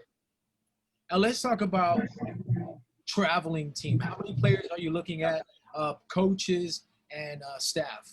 We're talking to players, and just first going based on availability, and we compete with 12, and we'd like to have maybe as many as 15 in our expanded roster, so that we would have the option to activate a player from game to game and maybe keep the legs fresh. In terms of coaches, we definitely have to have our team doctor with us, as well as a couple physical therapists that we're recruiting to join the contingent. And I have a couple assistant coaches who are also confirming their availability. So yeah, we're trying to go over there and have everyone ready to do their job so that we can accomplish the goal and advance to the next, to the big tournament.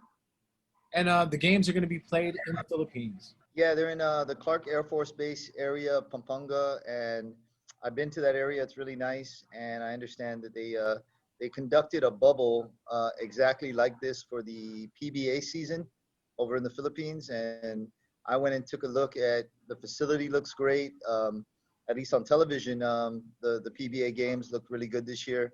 One of our players, Jericho Cruz, had a good end to the season over there in that bubble. So we got some insight to how they were treated, and they said, you know, basically from the hotel to the gym every day. That's going to be the routine, and it's going to be you know, very much like the NBA did this year, a focus on competition for 5 games in 6 days, and we'll see how we do. And how's training and practice going to be going from now until Guam leaves? That's been the toughest thing. We've been trying to work out outdoors as much as possible, but at some point you really have to dedicate to getting on the floor together. The guys have been shooting a lot, working on their handles, and more and more will be building up to be able to train in more of a live concept. So we even had a few players who took a trip during the holidays. So they're clearing quarantine first, and then going to be confirming their testing and making sure that they're going to be ready to return to training soon. Because we only got about a month left before we really have to prepare to leave. Not giving too much away for the rosters, what can we expect as far as play and strengths for this team heading out to competition? I mean, I think it's okay to say that this roster will be a little bit different from what we had earlier this year or early in 2020. We're already finding that potentially a few players are going to be removing their name from consideration just because of their inability to travel right now and leave work. But we also have a few players that weren't available last year that are now available.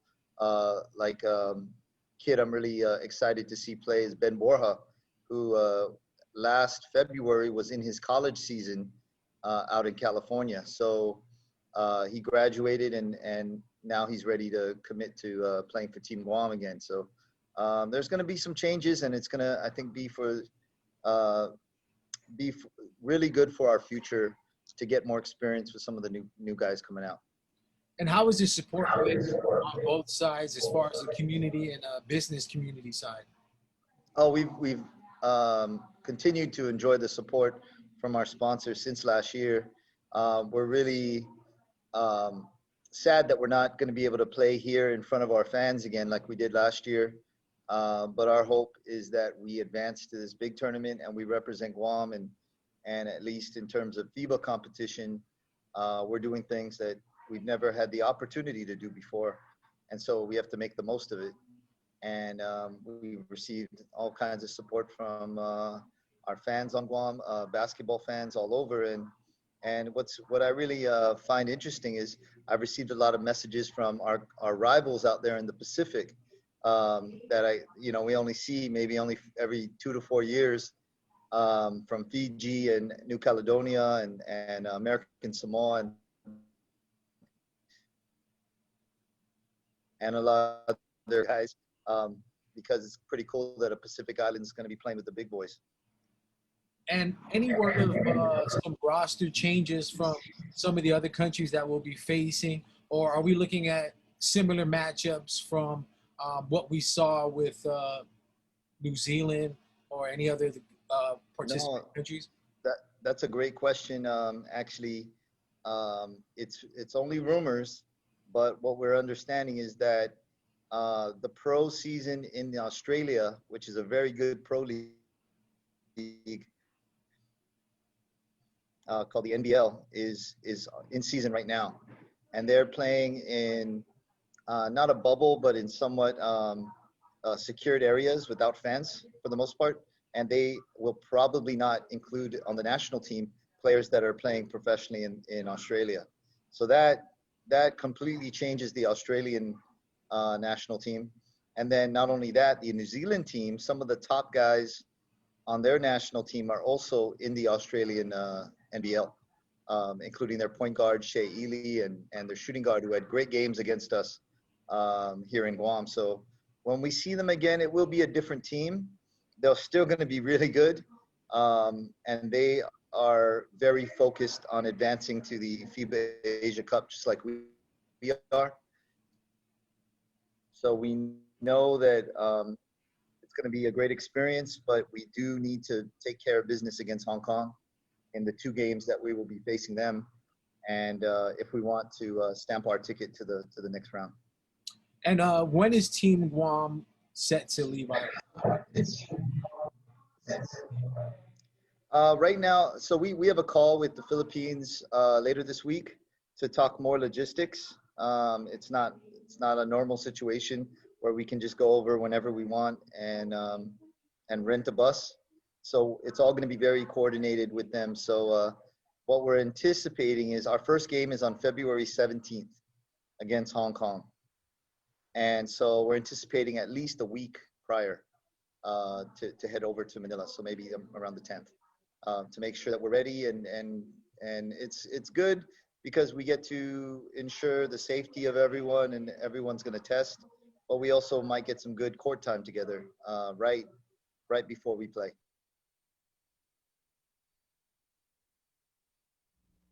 Thank you, Double D, with our weekly sports link. So you can look forward to having him on every Friday, giving everybody a kind of a weekend review and just interviews with different sports people. Sports people. People of the sports. People in the sports community. Sportsy types, not people like us, people the sports. It's 9:04. We're KUAM FM, Agotni, Guam. This is the link on the breeze, 93.9 coming up. Bonnie Dotwin, a program specialist and coordinator for the construction boot camp that's going on. We'll get you some info on that. Also, we'll do Cover Me, brought to you by Burger King. We've got another great cut from A Long Drive Home. Burger King presenting this on the link, so thank you so much for jumping back on. It's back at BK Chicken Fries Friday. I love BK Chicken Fries. I do. Okay, so do that. BK Steakhouse King also now available at Hagåtña Tumon Micro Mall. So we'll do Cover Me on the way 9:06. But let's go back to the KUAM News Zoom room where we have a double duty guy. He's the executive director of the Commission on Decolonization and also the new Chamorro Affairs director, Melvin Wampat Bora. Good morning, Mel. Morning. Thank you for having me. Our pleasure. Let's just start with decolonization.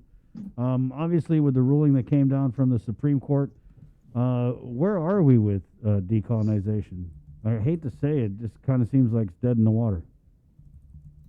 Yeah, I know. I mean, I think it's natural to have that sense that it's stalled indefinitely because of the outcome of the Davis case. But in terms of the commission, we're moving ahead as we normally have. There's nothing for us. Nothing has changed. We still have a mandate to educate. We still exist for that purpose, and that's what we're going to continue to do. We are still working on the possibilities of things that can move us forward.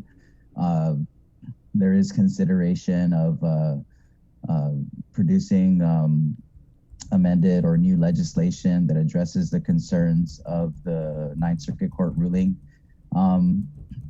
We met with the Attorney General. One of the things that he mentioned, and the attorney that was assigned to the case from the beginning, was that the Ninth Circuit Court really did give us very clear parameters in terms of what they deemed unacceptable about our law. And a lot of it really deals with the consideration that this is a weighted public opinion, that this is something that is consequential, even though our law designates that the plebiscite really is a non-binding plebiscite. It's really a glorified survey in a lot of ways. But for us, we understand that the plebiscite is a lot more significant in that regard, and that it's really an assessment and an understanding of what our people desire in regards to self-determination. Now, I also think it is important to note that there has been other action outside of the commission that is significant. There was a filing by Pratehi Letegzan, a while back, if you had not heard. Pratehi Letegzan partnered with the UNPO, the Unrepresented Nations and Peoples Organization, and they submitted to one of the UN Special Rapporteurs a filing of a claim of violation of human rights in connection with the buildup. Now, this is significant to us because what it does is that it opens up some doors for us in the international community, particularly at the UN for the human rights avenues. This is something that we haven't really done before. Right. We primarily engage the UN solely with their committees on decolonization and self-determination. And so by expanding, the reach and the implications of our issue through this human rights violation, it allows us to engage the UN in diplomatic talks in different ways, which is significant because we're not members of the UN. And so it's, our historical presence at the UN has really been that of, finding creative ways to engage despite our status or lack of voice in the system. And that's something that I would argue that's something that Guam has done really well. Guam oftentimes, in my short experience at the UN, a lot of the sentiment about Guam is that we tend to fight above our weight class. We do things that we're not expected to do. We find ourselves in the middle of things that we normally shouldn't be involved in because of our relationship with the United States and our status as an unincorporated territory. But because we're very different from a lot of other non-self-governing territories, and because we consistently assert ourselves and our desire to govern ourselves, really does allow us to take on a very unique existence on the international level. And so in addition to this effort, there was also a filing by Mrs. Hope Alvarez Cristobal to the Inter-American Commission on Human Rights. And that filing is specifically to address the issue with the Davis case. Now, the Inter-American Commission on Human Rights is not it's not a traditional court in the sense that, we're going to go in and argue a case and win. And then, the Inter-American Commission on Human Rights doesn't have the legal jurisdiction to tell the United States, oh, we find that this isn't correct and that, you have to do X, Y, and Z. That's not really how it works. But what it does do is that it really puts our colonial power on notice, and it brings attention to some of the shortcomings of our relationship and the ways that they are not addressing their mandate on an international level and their responsibilities as an administering power. And so, this is not a GovGuam proceeding. This is not being filed by the Commission on Decolonization. It's a private citizen in collaboration with the UNPO. But it's important to us because, again, it allows us the opportunity to have conversations with member states, and there are member states in the UN that are a part of the Inter-American Commission on Human Rights. Mel, Now, just if we could go back to the special rapporteur you were talking about with Pratehi Letegzan, is this the one where they would send a team to Guam to kind of check things out? Yes, that's one of the things that they're asking. Right. So when they asserted this claim, that there exists these violations of the human rights of the people of Guam, that one of their requests is for a visiting mission. Now, this is something we're happy about that ask because that's something that the government of Guam has consistently asked for since we started engaging the UN. And there hasn't been a visiting mission to Guam since the Constitutional Convention.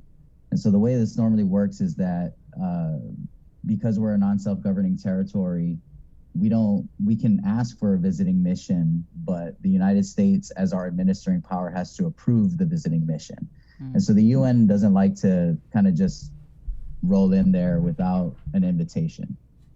And so the problem is that the United States doesn't support a visiting mission to Guam. They don't like the idea of the United Nations kind of getting involved in what they consider a domestic issue. But see, this is the fundamental disagreement between us, is that we don't, and a lot of people even in Guam kind of question this, like, why are we dealing with the United Nations? Why are we engaging the United Nations when we should be exclusively dealing with the federal government? Now, I will argue that we've already been there and done that. During the Commonwealth Draft Act, we almost exclusively engaged the federal government and Congress.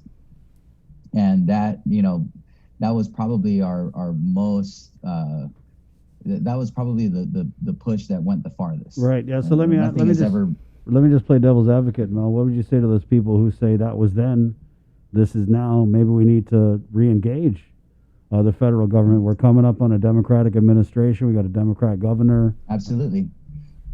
I think that that's a very valid point, and it's not to say that. I think it's important to be clear that just because we are making deliberate efforts to engage the UN, to engage the international community, does not mean that we have just abandoned our federal engagement. Right. All we've really done that's different between the Commonwealth Draft era and now is that we have added the international engagement. We have diversified our approach. And that's the thing that I think is very important, because, when it comes to the United States, I mean, I was told this directly, face to face from the Assistant Secretary of the Interior, that the federal government will not support self-determination for Guam unless, one, all registered U.S. citizens on Guam registered to vote are allowed to vote, native inhabitant or not, and that, two, status quo has to be an option on the ballot. And those are two things that completely contradict our local law. Yeah. Our local law that was passed through the democratic process, and that's our argument, is that we have done our due diligence in passing the law appropriately and going through the process to pass the law. And so, these are elected officials, people who are answerable to all citizens, all voters on Guam, whether native inhabitant or not. And so, our position on decolonization remains consistent from the beginning. And so, in doing this, in engaging the UN, what we're doing is that we are expanding the scope, because the UN is focused. The UN's priority is decolonization. The United States, on the other hand, does not acknowledge decolonization. They like to say self-determination. Now, this is, it seems like it's semantics, but in reality, self-determination is a vote. That's it. Self-determination is a vote, it's a choice. Decolonization is a process. Self-determination is a part of decolonization. You can't decolonize without self-determination. Right. And so that's, we're not just after the vote. And I think that's the key component here, is that the work doesn't finish after a vote is held. And that's the whole purpose of education. Education is not just to inform us so that we can make, an educated decision, make an informed choice. It's also to prepare us for what's to come. There's a lot of work that needs to be done after a vote. Yeah. So there are those who would say, because of the pandemic and our reliance on the federal monies, that, now is not the time to talk about decolonization. But in your mind, do you kind of look at the CNMI and how they've resolved their political status issues and how they've really done so well, the leaps and bounds better than we have in dealing with the virus? Is that your example? Right. I think that's a great way to look at it, and I'm glad that you bring up the CNMI in this conversation, because you're right. There is a lot of sentiment locally that, we're in the middle of a pandemic, we're highly dependent. We were already highly dependent on the federal government, and now more so than ever. And I don't disagree with that. I don't disagree that we are highly dependent on the federal government, on their funding to float our government and our economy and everything. You know, I'm very aware of that reality. But I also think that it's important to understand that even within that framework, you know, we are not treated equitably. You know, we do not get the same kind of consideration as states. We don't even get the same kind of consideration as tribal governments. You know, so I think it's really important to note that, you know, as much as we are dependent on the federal government, as much as we need the federal government to support us and assist us during this very difficult time, we also have to recognize that it is our status that directly impacts the amount of support that we get from the federal government. So take, for example, the CARES Act, right, which is now kind of an afterthought, but, you know, the CARES Act was a huge package that gave a minimum award to every state. So every state got something like $3 billion or something. I can't remember the exact number. And then some states, you know, no matter what, that was like the low count. And then obviously larger states got more. And so once all of that was divvied out, then they gave a huge chunk to tribal governments, and then whatever was left over was split among the territories, and that was determined based on population. And so when we look at the amount of money that was given to Guam, we think, wow, look at all of these millions of dollars that was given to Guam. This is great. You know, where would we be without this? But what a lot of people don't realize is that we got, in comparison to the rest of the awards of the CARES package, we didn't get a whole lot in respect to what others got. It was not even. It was not fair in any way. And so, you know, even in the percentage split between the territories, you know, Puerto Rico is much bigger than us. It's based on population. And so obviously Puerto Rico got like 75% of what was remaining up from the CARES Act after the states got their award and the tribal governments got their award. And so, you know, we definitely got more than the U.S. Virgin Islands, more than American Samoa.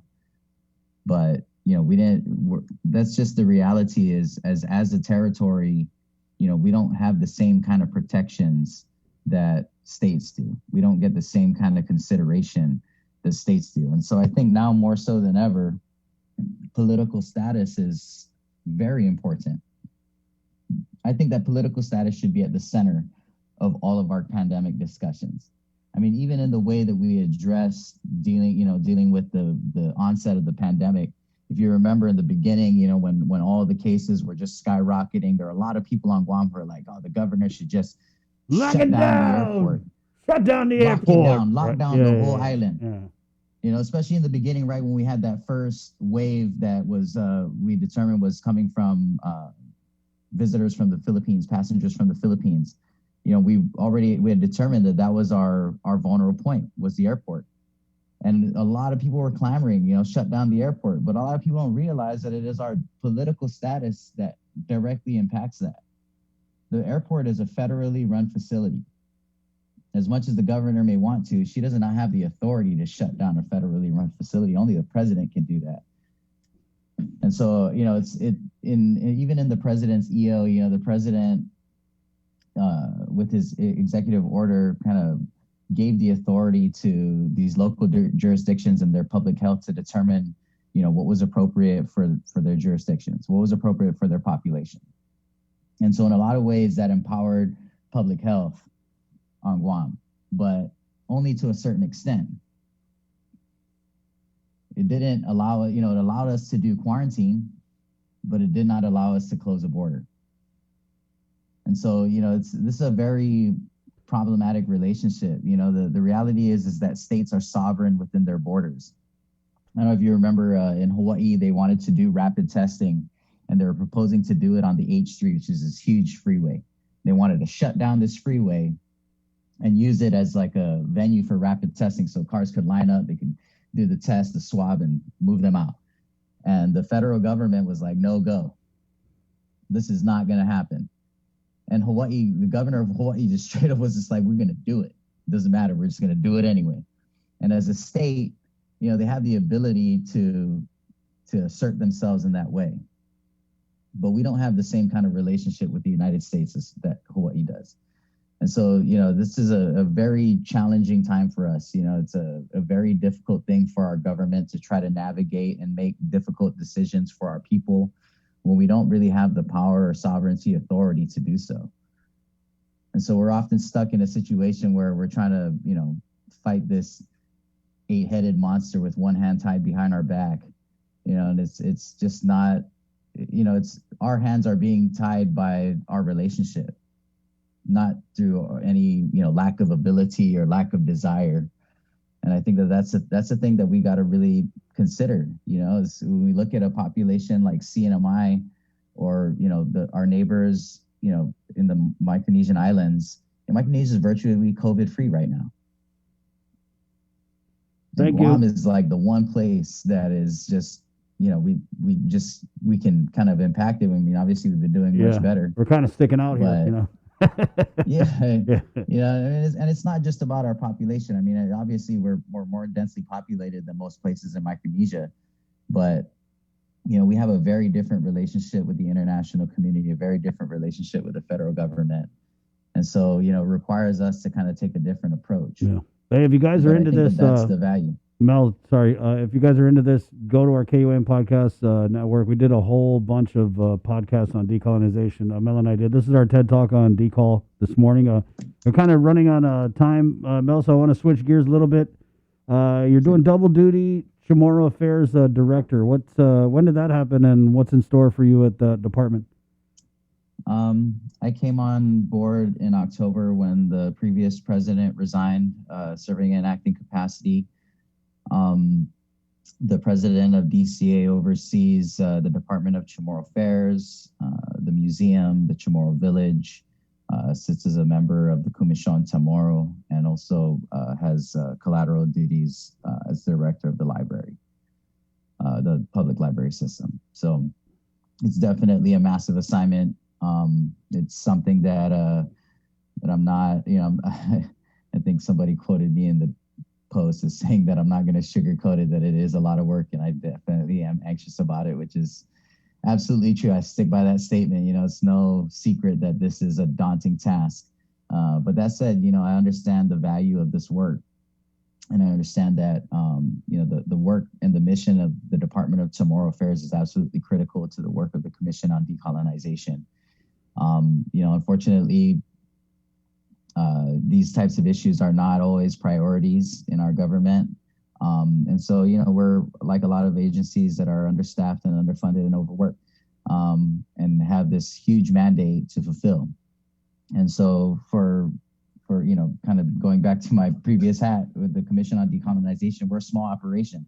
There's 3 of us in the office, and our mandate is to educate the entire island on political status and manage these 3 task forces, which is not an easy thing to do. And so, we recognize that decolonization is incomplete without efforts toward nation building. It's not enough to say that, we want to attain a higher level of self-government, but we also have to have in place a very strong national identity. It's something that is very challenging for us because, we've endured a very long period of colonial rule, which has clearly impacted our identity. And so, the Commission and Department of Chamorro Affairs, really, that's their charge. That is their mandate, is to defend the interests of the indigenous people and to effectuate this effort toward nation building. And so it's a nice thing to have us connected in this way. I really am looking forward to impacting the work on that level with the Commission. There's a lot of really great things that our department has been engaging in. There's a lot of work that I think is very important to our movement forward. But what we've seen is that there is this resurgence and this attraction to our cultural identity. And we see this a lot with our young people. Our young people, they want to wear the Sanahi and the Guam shirt, put the sticker on their low rider. Thanks to the work of the old people. I mean, if you got to go back, if you know your recent history, you'll know that a lot of people fomented the conditions that we're currently enjoying, and so got to give props to those people like Angel, like Ed, like Auntie Hope. I mean, And it doesn't happen overnight. I'm just so happy that it has happened. No, like library. Are you running the library now, man? Yes, I am running. So the what was that library like? as Because well. there was some issues with the old director. I mean, I had like a stack of letters like that. So going in, was that one of your priorities to kind of just like break bread with the Yes. staff and? Absolutely. I want to give credit to our public library team. This is a fantastic group of individuals. They're very hardworking individuals. The library has been closed this whole time, or closed to the public, but not closed for work business. The challenge with the library is that it's very difficult to telework for our library staff when the work needs to be done in-house in our facility. And so, in following the Gov's directive, we really had to just bear down and figure out where are the opportunities to telework, and then where there are not opportunities to telework, how do we execute the work safely within our facility? I feel very proud of our team in their ability to adjust and to accomplish this task. And what we've been doing at the library is really trying to prepare ourselves for a reopening and an adjusted reopening in support of these new conditions dictated by the pandemic, and especially its impact on our public school students. And so one of the things that I'm really excited about with the library is the launch of our internet workstation. So as you know, the distance learning is in full force right now. And even though there's a proposal for returning to face-to-face instruction, there's quite a number of students that are not going to return, whose parents are not comfortable with sending them back to school, and they will continue to do distance learning. Now, DOE, I got to give them credit. They really dug in hard and ensured that technological equipment was made available to students. But what we found is that, students have a laptop and they're still not getting in class because they don't have internet. Some students don't even have a electrical outlet to charge their laptop in their home. Some students don't even have running water in their homes. And so, we recognize that these are challenges that DOE cannot take on alone.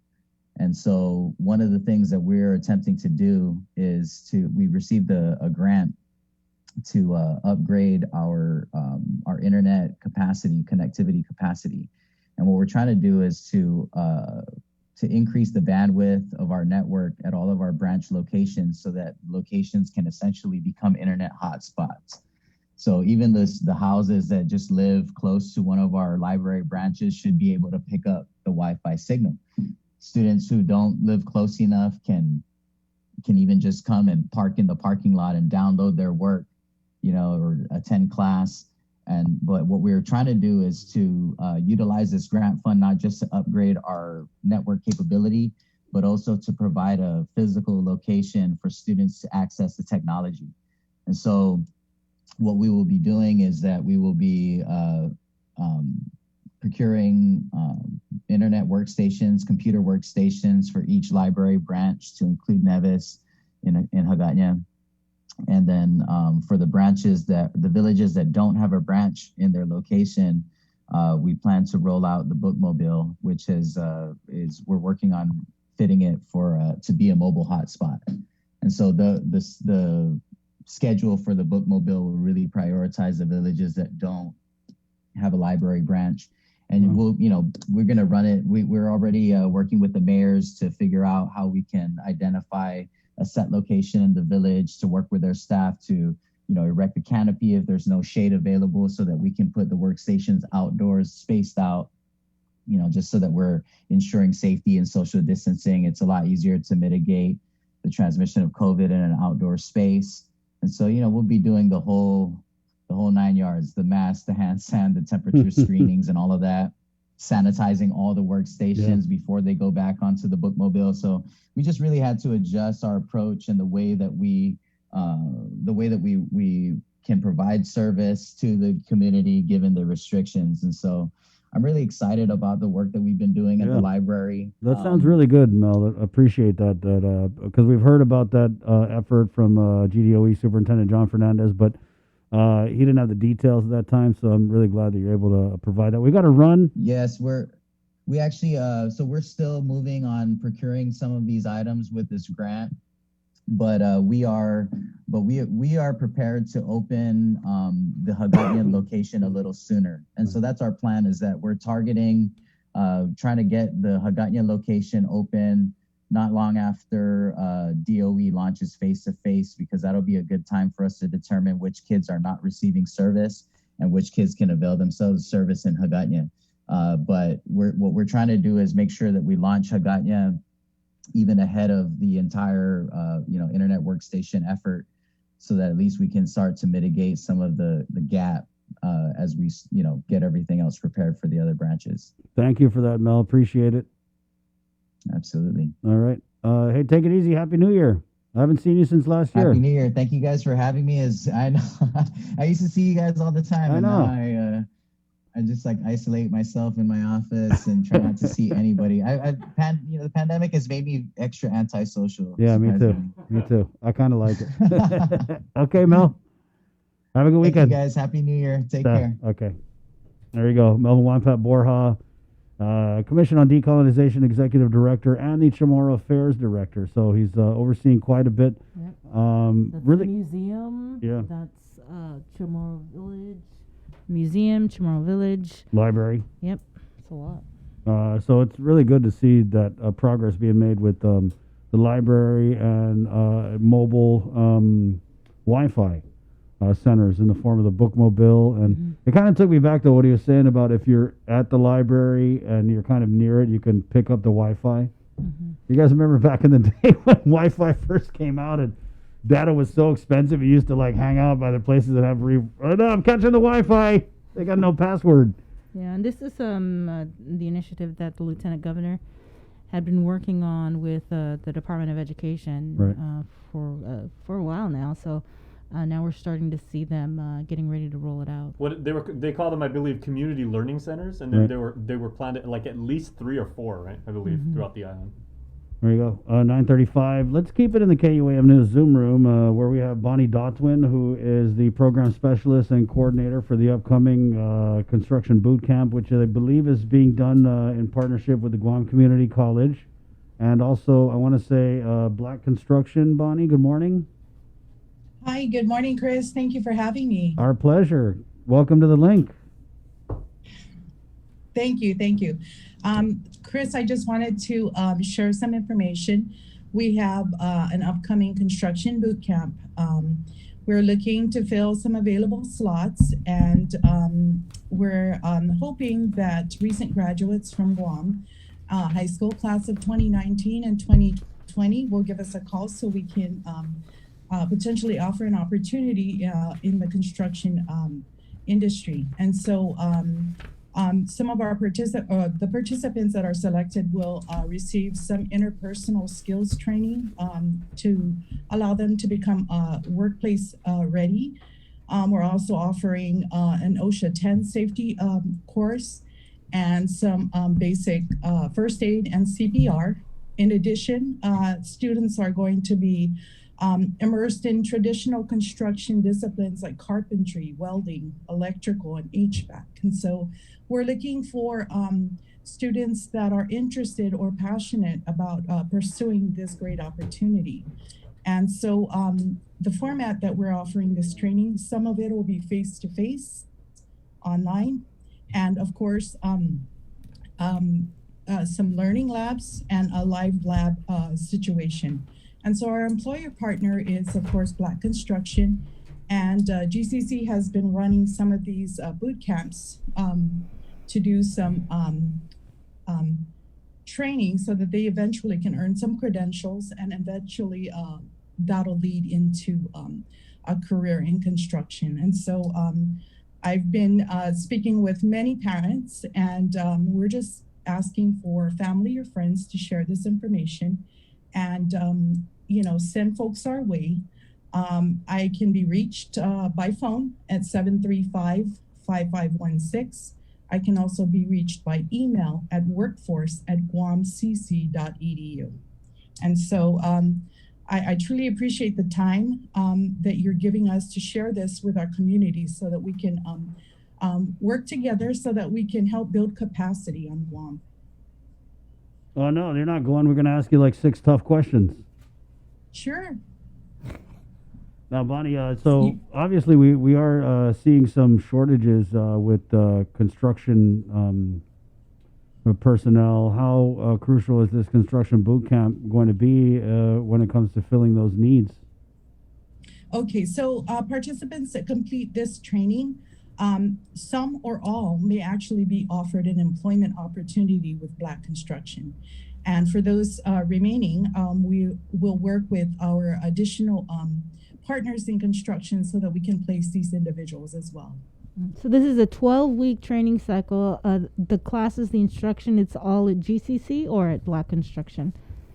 Well, it will be a mix. So we will have some, the face-to-face training will be here at GCC, but there will be lab opportunities in which they can go out to the actual construction sites and just get a real feel and experience of what they can expect when they become employed in construction. Right. Do you have to bring like your own tools? You bring or- your own jackhammer? Yeah. Well, no, I mean like jackhammer. Right. So the funding is going to cover the training costs, and some basic things will be provided. And so it's important to note that this particular boot camp is funded by a grant that specifically targets recent high school graduates in 2019 and 2020. So it is free. Okay. And then once, like I said, they've completed their course of training, they will move into the industry and hopefully become gainfully employed and basically pursuing a career pathway in construction. Okay. You don't need to have a negative COVID test or anything like that to participate, or Well, of course, yes. We are doing our best to make sure that all those precautions are taken care of. So Okay. we are going to definitely vet the students and make sure that they are ready and fit to proceed with the training. All right, and we popped the info up on the feed, right? Okay. So, Bonnie, anything in closing Yes. you want to throw out here? Just to let you know, we also do have regular semester courses and construction trades programs. So if you are not a recent high school graduate but are interested in those areas, you're welcome to give me a call or send me an email, and I will link you up with the appropriate parties. Thank you, Bonnie. Thank you so much, Chris and Sabrina, and happy Friday to you both. Happy Friday! Happy New Year. Have a Stay great safe. weekend. Stay safe. Wash your hands. All right. Wash your fat, all that good stuff. Thank you, Bonnie. Okay, Esther. You're welcome. Jos. Guys, Jay. I got a Jason real- Salas, ladies and gentlemen. Yeah, no, I got a real quick bit from my mom, who again was apparently heading back to school to prepare her classroom for the return to face-to-face learning. She was saying it looks like the vaccine line for Ukadu High School is all the way back to Santa Barbara Church in Dededo. Wow. Well, we just got a message from Janela Carrera, who's the public health spokesperson. Again, as we announced this morning, you heard it here first, the limit at Inarahan was met just before 8 o'clock. They were doing 200 doses of the vaccine. So if you were heading to the Inarahan Public Health Clinic, turn around. They're not accepting anymore. They still have room now at Ukadu for seniors who would like to get vaccinated. They're issuing tickets up to 350 at Ukadu. In addition, GRMC is partnering with us again, Public Health, to take up to 150, but this will be in the afternoon between 1 and 4 p.m. And to minimize the traffic, they'll issue divert tickets to GRMC, 50 at a time. We ask that individuals do not go straight to GRMC. They'll need to obtain their divert tickets from Ukadu first. So if I'm reading this correctly, what's happening is they're issuing up to 350 vaccination tickets at Ukadu, and then 150 for GRMC, but they'll be doing that to people who are, I guess, in the line for Ukadu. But you can't go straight to GRMC. You need to get your divert tickets from Ukadu first. And also got a message from another friend who's over there at the vac site. Where are the police to control the traffic? Also, Crystal Paco San Augustine, the Adelup Communications Director, she was on earlier in the show when she was talking about the situation at Inarahan. She was saying that people started lining up since 6 o'clock in the morning to get vaccinated down there. And so there is going to be another vaccination clinic also at not Inaron School, but at the Southern Regional Health Medical Center. In Inaron. Right. And so you'll still, if you want to get vaccinated, I think it's only 200 tickets are giving out tomorrow as well. So yeah, you might Joseph's want got to that go graphic. early. We're gonna bring that up just so everybody knows where and when they can go. But yeah, it's you know, Dr. Hohen was saying it earlier. You know, he was very passionately imploring our community to please go out and get vaccinated, and it seems like that's exactly what's happening. That is exactly what's happening. So it's interesting to see how quickly public health is pivoting. I don't know, they just didn't anticipate this kind of turnout, and so they're it's a learning curve, I guess. And it's kind of cliche, but it's almost like that's a very good problem to have because it's better than the It converse. is, which Jay, but at the same time, I mean, you would just hope for something more streamlined. I mean, I talked to somebody who was turned away this morning in Inaron and yesterday at Ukadu. So there are people who are trying to go get vaccinated, and you got to wonder just how efficient the procedure is for them to get a hold of the people who are going to take their second dose. Because when we talked to Crystal Paco San Augustine this morning, it sounded like that was going to be her office's responsibility, where they're going to be calling people who are supposed to be getting their second dose today. So are there people But who people are... get the cards, right? They get their card, Yeah. and they should know when they're They supposed to get should, their right? But second what if they're dose. stuck in the line, or you know what I mean? No, then what was it they said in the release that flash your lights so that they know that you are part of you're then getting they'll the second prioritize dose. it. Right. Right. Yeah. Now, what's interesting for me as a computer guy, right, is we work with like this concept of scale, right? Whether you're running an app and it's running on, you know, a number of people that get it, or you build a network. And I remember Janella from Public Health, the PIO, was telling us that, you know, when they began these vaccination clinics, they said, you know, we're starting at small scale, and then we're going to say, you know, can we take 100 people like in a batch? And then if so, we're going to say, can we scale up? Can we do 300? Can we do 1,000? Can we do, you know, 2,500 and build it up? But it seems like they've actually gone from first gear to fifth gear based on the community turnout, like really, really fast. And so some of the things that they're doing, as we heard from Dr. Hoa Nguyen, and it was confirmed by Crystal, that starting next week, they're going to start offering vaccinations at medical clinics, at private clinics. We're waiting for the list on which private clinics they're going to be offering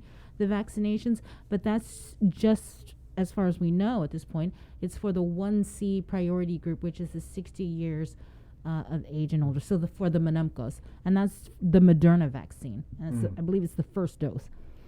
So that starts sometime next week. Dr. Hoa said Monday, Tuesday. Crystal said that's the plan.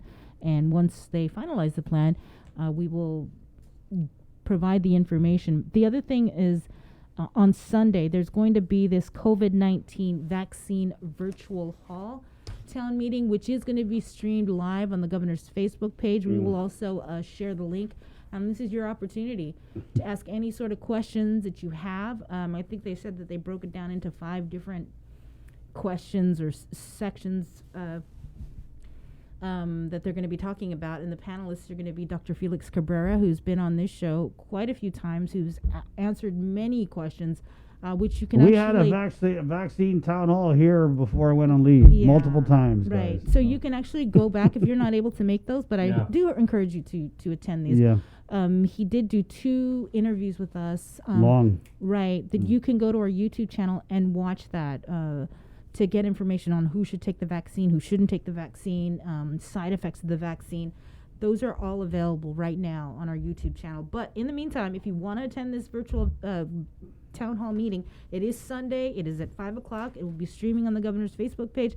We will provide the Zoom invite, where that is where you can ask your questions. Yeah, if you just want to watch, if you just want to sit, maybe just take notes, you know, you and your family want to have it up like on the big screen TV and just watch and, you know, talk amongst yourselves, probably you want to just watch the Facebook stream. But if you have questions and, you know, you've watched our show, you've commented with us, you've called the station here at the Breeze 93.9, and you still have some more questions that you would like resolve on, we've actually got the link that you can register for that live Zoom conference. It's a little bit further up in our comment stream this morning, so scroll up. You're gonna find it again, and Joester's got the graphic up right now. So just to be on the safe side, if you want to participate, make sure to register your email address for that, and 'cause we'll be in there too. Yeah. The panelists that are going to be in that virtual town hall meeting will be Dr. Felix Cabrera, Dr. Annette David, Dr. Louis Cruz of the Surgeon Cell, Dr. Thane Hancock, who is the CDC's man in public health, and Annette Uggan, who the immunization. she was she's back at immunization as the head, but she was also leading the contact tracing for a long minute. And this is her main job, is immunization. So right. Yeah. She knows what she's doing. It's 9:48, guys. We have a special segment here brought to you by Burger King. It's called Cover Me, and really thank them for this opportunity to share local music performances with you guys here on the Link on the Breeze. It's brought to you by Burger King. It's back at BK Chicken Fries Friday. I love BK Chicken Fries. Ooh, Chicken chicken fries. That's a good idea. Yeah, chicken fries and some sauce. Right. Are you a sauce guy, or are you straight up ketchup? That zesty sauce they have at Burger King, I don't like ketchup unless there's hot pepper in it. I mean, you just might as well put sugar on everything. BK Steakhouse King is now available at Agotnia, Tumon, and Micro Mall. Are you a saucy guy, Jay? I am very, very saucy. That's what I heard. Thank you for asking. Yeah. No, I mean, I'll do ketchup. I'll do ketchup on fish sticks. I like ketchup. Yeah. But that zesty sauce. Damn, I haven't had fish sticks in a while. Field trip. They used to serve that for lunch back in the cafeteria. Oh yeah. Bree? Fish sticks are maybe like the junior. How do you like your chicken fries, Bree? Fish sticks are like the junior varsity version of like shrimp tempura. Fish sticks are the junior varsity version of shrimp tempura. All right. 9:49. So where were we? Yeah, Burger King. They're sponsoring this Cover Me segment where we have a long drive home. Jay, what song are they performing? Yeah, this is actually a twofer because yesterday. Twofer. Because we saw you guys. We featured a long drive home, and this is one of the other songs that Sabrina and I were jamming out to this when we hosted the Downloadathon. When was that? Was it August? The COVID alert. Yeah, it was either August or September. Yeah, to encourage people. Remember, that was a blur. Trying to forget 2020. Yeah. Whatever happened with the COVID? Yeah, so basically we had a whole. They're still encouraging people to That's download right. it. Yeah, go download it. And we encourage you too. I'm still running it on my phone. Yeah, it's a wonderful I have it tool. on mine. But A Long Drive Home was they featured two songs. This is the other one. This is really got that like post 2000s kind of like emo. So if you're into like Fall Out Boy and you're into Blink 182, it's got that whole appeal to it. Do you have the time? And Green Day, Okay, so here we go. Yeah, so you're really gonna like it. It's a nice driving rhythm and everything like that, and we hope you guys enjoy it as much as we do. All right. Especially if you're waiting in line, right? It's dedicated to you. Yeah, I don't know. It might make you a little aggro if you're waiting in line and this comes on. Well, hopefully it's not a long drive home for you after you get your vaccination. But actually, if you're waiting in line with your monuncles, and your monum aunties, the monumcle, check out the Isla streaming app on the KUAM News app. Yes. There's great Chamorro music there for the monumcle. Biba monumcle! Biba! But over here, we're doing Cover Me, brought to you by Burger King. Again, it's a long drive home.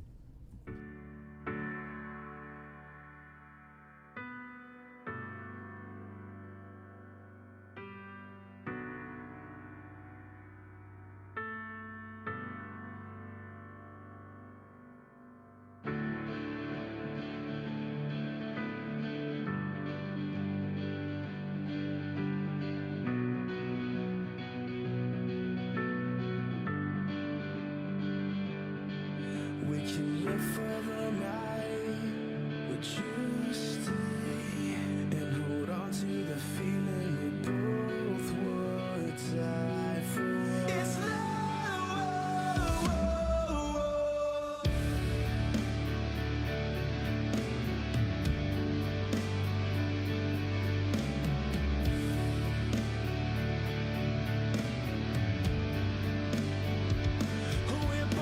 just stay and stare up at the beauty of night.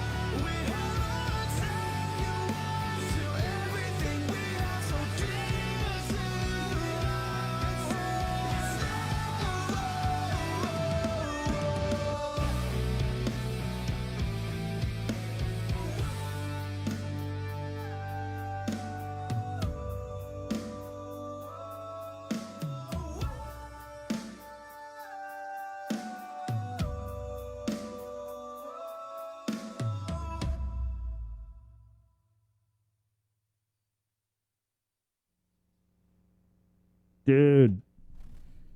How's your ears, Bree?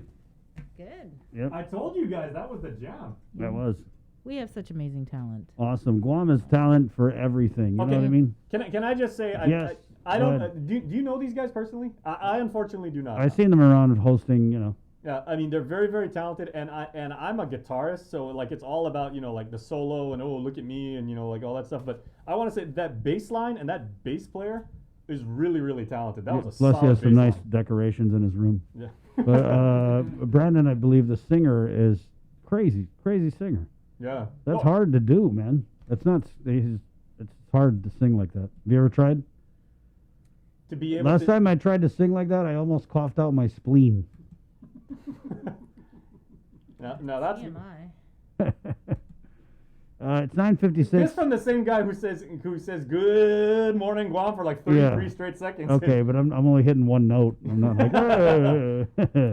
9:56. That's Cover Me, brought to you by Burger King, and there's just no shortage of great music performances. Hey, and You can watch yeah. a lot of our local musicians every Thursday on Local Music Mashup. Yep. We got At last night's 6:30. episode is up on YouTube right now, and everything is very very very nice. Right, and it's not something that we just started doing during the pandemic. We've always been big supporters of local talent because And you know what? it's awesome.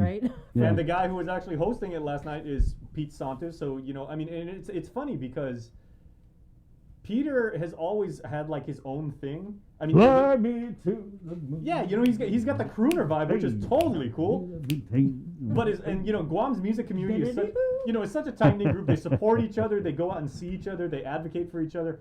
But he's kind of like, he's really like literally and figuratively a musician who's on an island, all his own. And he continually supports these guys. He's like, hey, these guys have like a punk thing going on. Check them out. If you're a ska player, come on our show. We'd like to feature you. If you're doing the Hawaiian reggae and everything like that, we'd love to have you. So he is really going to bat for his fellow musicians. Yeah. So if you are a local musician, whether we've heard of you or not, tape yourself singing a song. No cuss words. Where can we send these? Where can they send these performances to? 'Cause it's always good to shake the tree and get some new talent out there. Yeah, just email me, Sabrina@kuam.com. That's so easy. Sabrina at KUAM.com. No musical genre is out of bounds as long as it's clean. R-I-N-A. Yep. You're going to do opera? We don't care. We'll play opera. Will we play opera? Yeah. Yeah, Oh, man. dude, I would love to hear some opera. Would you? Opera. I mean, we had He's good at opera. Wait. Jason can actually sing. Yes, Well, he here we can. go again. No, we had Melvin Wampat Borja, who, if you guys have been living under a rock, is a acclaimed and very, very respected spoken word poet for many, many years. That's I've right. seen him do Remember, we had freestyle. him on KUAM News Extras. I think it was one of the first times I met him. Right. We're And singing it was in about Atlanta. it was about poetry slam. Right. Remember when that was a thing? Sininganta. Sininganta. Sininganta. Oh, Should do that again. man. Virtual poetry slams. I love that stuff. That's good. Yeah, but I mean, if you got a message. Eating my empanada. Colonized empanada. Fried in Western oil. Okay, or even if you want to just do an Empanada. instrumental, that's cool too. Yeah, we'll do it any kind. Maybe you don't sing. Maybe you just want to go there and you just want to absolutely. Maybe you do the shred. zippity bum boom diddy pum hey. Yeah.